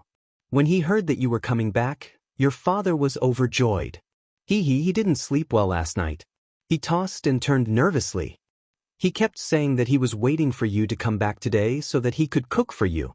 She bought fresh vegetables early in the morning. She's probably still busy at home now. Sitting in the taxi, her mother smiled and chattered. Gradually, she let go of her worries. I smiled but didn't say anything. My gaze was indifferent through the car window. "It's good that you're back. It's good that you're back." As my mother spoke in the rearview mirror, the corners of her eyes couldn't help but moisten. However, she secretly wiped away the tears with her fingertips, not wanting me to see them. "Mom," I silently looked out the window at the unfamiliar street scene. My eyelids drooped slightly as I interrupted her indifferently. I asked hesitantly, "Is he all right?" She knew who I was talking about, so she fell silent and the smile on her face faded. "He has always been thinking about you." I vaguely remember that not long after I was born, the first word I could say was brother. The first name I said when I was learning to speak was also his name. Dongyu. For as long as I could remember, the thing that left the deepest impression on me wasn't my mother's gentle whispers, nor my father's broad shoulders, but his warm arms. My name was Xiachuan. I was born on the hottest day of summer. His name was Dongyu. He was born during the coldest time of winter. He was my brother, 4 years older than me. When I was young, my parents were busy with work and the family of 4 rarely spent time together. At that time, the 2 of us were fostered at my grandmother's house in the countryside, and Dongyu was my greatest support. Dongyu was very good-looking. He had inherited his mother's good looks. He had delicate features and was very handsome, especially his pair of clear black and white eyes. One look at them was enough to make people lose their souls. Therefore, there were many girls who liked Dongyu since he was young. However, perhaps because he was born in winter, Dongyu's personality was a little cold. He had been too distant from other children since he was young. Even his parents were a little distant. This coldness became even more obvious during the rebellious period of his youth. And from the beginning to the end, I was the only one who could freely get close to him. Perhaps it's because we're blood-related, but Dongyu dotes on me to the bone. Even his parents couldn't compare to this kind of love. According to Grandma, when I was born, Dongyu was still very young. He had thin arms and legs, and there wasn't a single ounce of flesh on his arms. However, he was able to carry me steadily and never fell. At that time, after my mother gave birth, she wasn't in good health. Before I was a month old, she asked Grandma to take care of me. Dongyu, on the other hand, followed her silently. He had never been close to anyone since he was young, but he liked to hug me and play with me, calling my nickname over and over again. Chun. When I cried, he patiently teased me. When I was hungry, he gently coaxed me. At night, it was Dongyu who hugged me and sang nursery rhymes to sleep. Whenever Grandma brought up the past, she would laugh and sigh as she told me how much your brother doted on you. Yes, it really dotes on me. I naively thought that even if Dongyu was the only person in the world who doted on me, I would still be the happiest girl in the world. I remember Grandma mentioning that when I was 1 year old, Dongyu held my little hand and taught me how to walk step by step. Chapter 3083. I was chubby from being raised by my grandmother, and I wore a lot of winter clothes. With great difficulty, I staggered towards him with my arms outstretched. In a moment of carelessness, I fell. Although it wasn't serious, a layer of skin was scraped off my palm. Before I could cry out loud, Dongyu's eyes reddened. He hugged me in a panic. For the first time in my life, I showed an expression other than gentleness and indifference on his face. As I grew older, I could run more steadily and gradually became sturdier. I played with the other children, playing hide and seek and catching cicadas. It was truly a frenzy. When I was young, I loved nighttime the most. At that time, we were still young and there were no inhibitions. Every night, Grandma would bathe Dongyu. When I was young, I didn't know shame and would climb into the bathtub with him on all fours. I especially liked to tease him. I would even point at Dongyu's undeveloped little guy and ask Grandma why my brother's part was different from mine. Grandma would always laugh at my teasing. She would scratch the bridge of my nose and laugh at me for being shameless. On the other hand, Dongyu was a little shy, so much so that when I was naked next to him, he froze and didn't dare to move. Grandma would apply the shower gel on us. I liked the refreshing smell, and I liked it even more when I smelled the same as Dongyu's. I was afraid of the dark and didn't like to sleep with Grandma, but I was willing to share a small bed with Dongyu. At night, I would often wrap my little arms and legs around him without restraint, pestering him to play rock, paper, scissors. This boring game became the most interesting pastime. When the moon was high in the sky, I couldn't sleep. I liked to lie beside him, hold my little head, and listen to him sing and tell stories. Dongyu's voice was very pleasant. It was as clear as a wind chime, with a hint of childishness. He gently sang in my ear. At that time, he only knew a few songs, and they were from music class. However, I never got tired of listening to them. Every night in my childhood, I would fall asleep peacefully with this soft song. In my memories of my youth, Dongyu was somewhat bland. He always locked himself in his own world, either doing his homework or reading classics outside of class. He had been taking piano lessons since he was 6 years old. Hence, I often pestered him to teach me how to play the piano. At that time, in the eyes of many children, Dongyu was cold and unapproachable. He was so noble and aloof. Thinking of his background from the city, he was not like these wild children who grew up playing mud and catching frogs in the countryside. His body was clean, and there was a bit of scholarly elegance. This kind of temperament was not something an ordinary child could have. Good etiquette and refined speech were used by many parents as teaching materials for their children. The only thing I remember is that I had a conflict with a boy named Dodo. The two of us wrestled in the yellow sand. I was not his match and was defeated. I was surrounded by other children and sent home. My body was dirty from head to toe and there were bruises all over my body. My eyes were red and swollen because of the sand that got into my eyes. Chapter 3084. Children are a little pretentious. When I saw Dongyu, my tears, which had stopped, gushed out again. I simply let go of my throat and cried earth-shattering tears. The more I cried, the more ashen Dongyu's face became. Even his hands, which were holding a towel to wipe me, couldn't help but tremble. I thought that at that time, he must have hated the person who bullied me to the core. At least, I had never seen Dongyu have such a terrifying gaze. It was gloomy and filled with hatred, so much so that his hands were abnormally stiff. "Does it hurt?" he asked tenderly as he wiped me clean. I nodded aggrievedly and pointed pitifully at a few spots on my body. I whimpered and hugged his shoulders tightly, whimpering in silent accusation. Immediately after, I felt a trace of desire on my shoulder. It was affectionate and pitiful. "Don't be afraid." His voice was slightly hoarse. "I'm here. Don't cry." At that moment, my emotions calmed down. After the shower, he applied the ointment on me and instructed me to rest in his bedroom for a while. I was tired from crying, so I fell into a deep sleep soon after. I didn't know how long I'd slept, but in the evening, I was suddenly woken up by a commotion in the living room. Outside the window, the sky had already darkened. I ran to the door and pried open a crack. Through the crack, I could vaguely see the scene in the living room. I seemed to hear Daodu crying, followed by the endless argument between the adults and Grandma. "Your Dongyu has beaten my son to this state. And you say it's fine? Children's quarrel? How could a child do such a thing? What did my Daodu do to offend him? Did he have to be so ruthless? Auntie, I'm usually polite to you because you're an old lady. But what's the matter today? No matter what, your family has to give me an explanation. I think your Dongyu usually looks.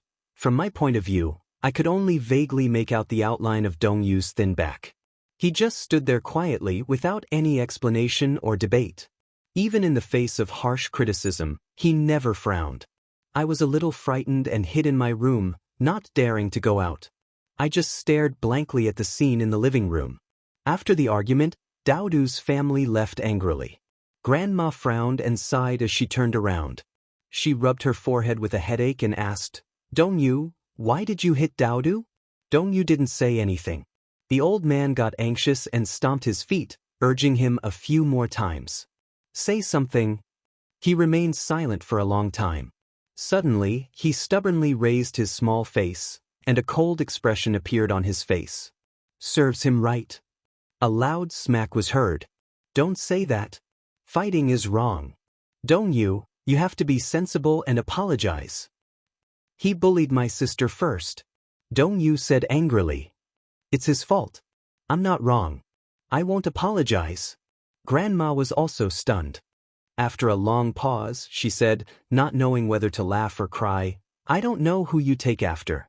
You're so stubborn and unforgiving." After that incident, none of the boys in the village dared to bully me again. They must be extremely afraid of Dongyu. However, to girls, Dongyu always had an indescribable charm. Hence, there were many little girls in the village who admired Dongyu. With more or less selfish motives, they tried to get close to me. Chapter 3085. It's the school holidays. Why don't I see your brother? Xiaochuan, why don't you ask your brother to come out and play? The children surrounded me and pestered me. They didn't even hesitate to give me their pocket money to buy candy for me. I was a little greedy at that time, and after receiving the benefits, I was foolishly bought over. Naturally, I took their words to heart. Hence, after dinner, I pestered Dongyu, who was walking towards the study. Without a word, I dragged him to the square in the village. When I saw Dongyu's expressionless face darkening as he was surrounded by a group of children, I suddenly couldn't feel happy at all. The candy in my mouth became tasteless. For the first time in my life, I tasted sourness in the sweet little dragon man candy. Ever since I was young, I had hoped that my brother would play with us. However, when such a day came, I felt awkward. Pushing Dongyu into the middle of the children seemed like a huge mistake. I hated it when other girls tried to hold his hand. I hated it when others tried to get close to him in a very intimate manner. I hated it when those people tried to draw his attention. I suddenly regretted selling Dongyu out for a few pieces of soft candy. As for Dongyu, he didn't seem to like interacting too much with other children. He wasn't like the boys his age, who were full of vigor and vitality. He always exuded an overly calm aura. At the time, I didn't know that there was such a person in the world. He was mature before he even grew up. In his youth, Dongyu didn't seem to be naive. Instead, he protected me under his wings like an adult. On the way home, I silently held Dongyu's hand and held it tightly. After a moment of silence, I opened my mouth unhappily. I said, "Dongyu, I don't like you playing with others." Dongyu looked down at me and couldn't help but laugh. "You were the one who led me here." I pouted, feeling unhappy. Hence, I started to kick up a fuss. I said, "Don't play with them anymore, okay? Just play with me." When Dongyu heard this, his eyes curved and the corners of his lips curled into a gentle smile. He pinched my cheek lovingly but didn't answer. But I knew he would listen to me. Every time I thought of this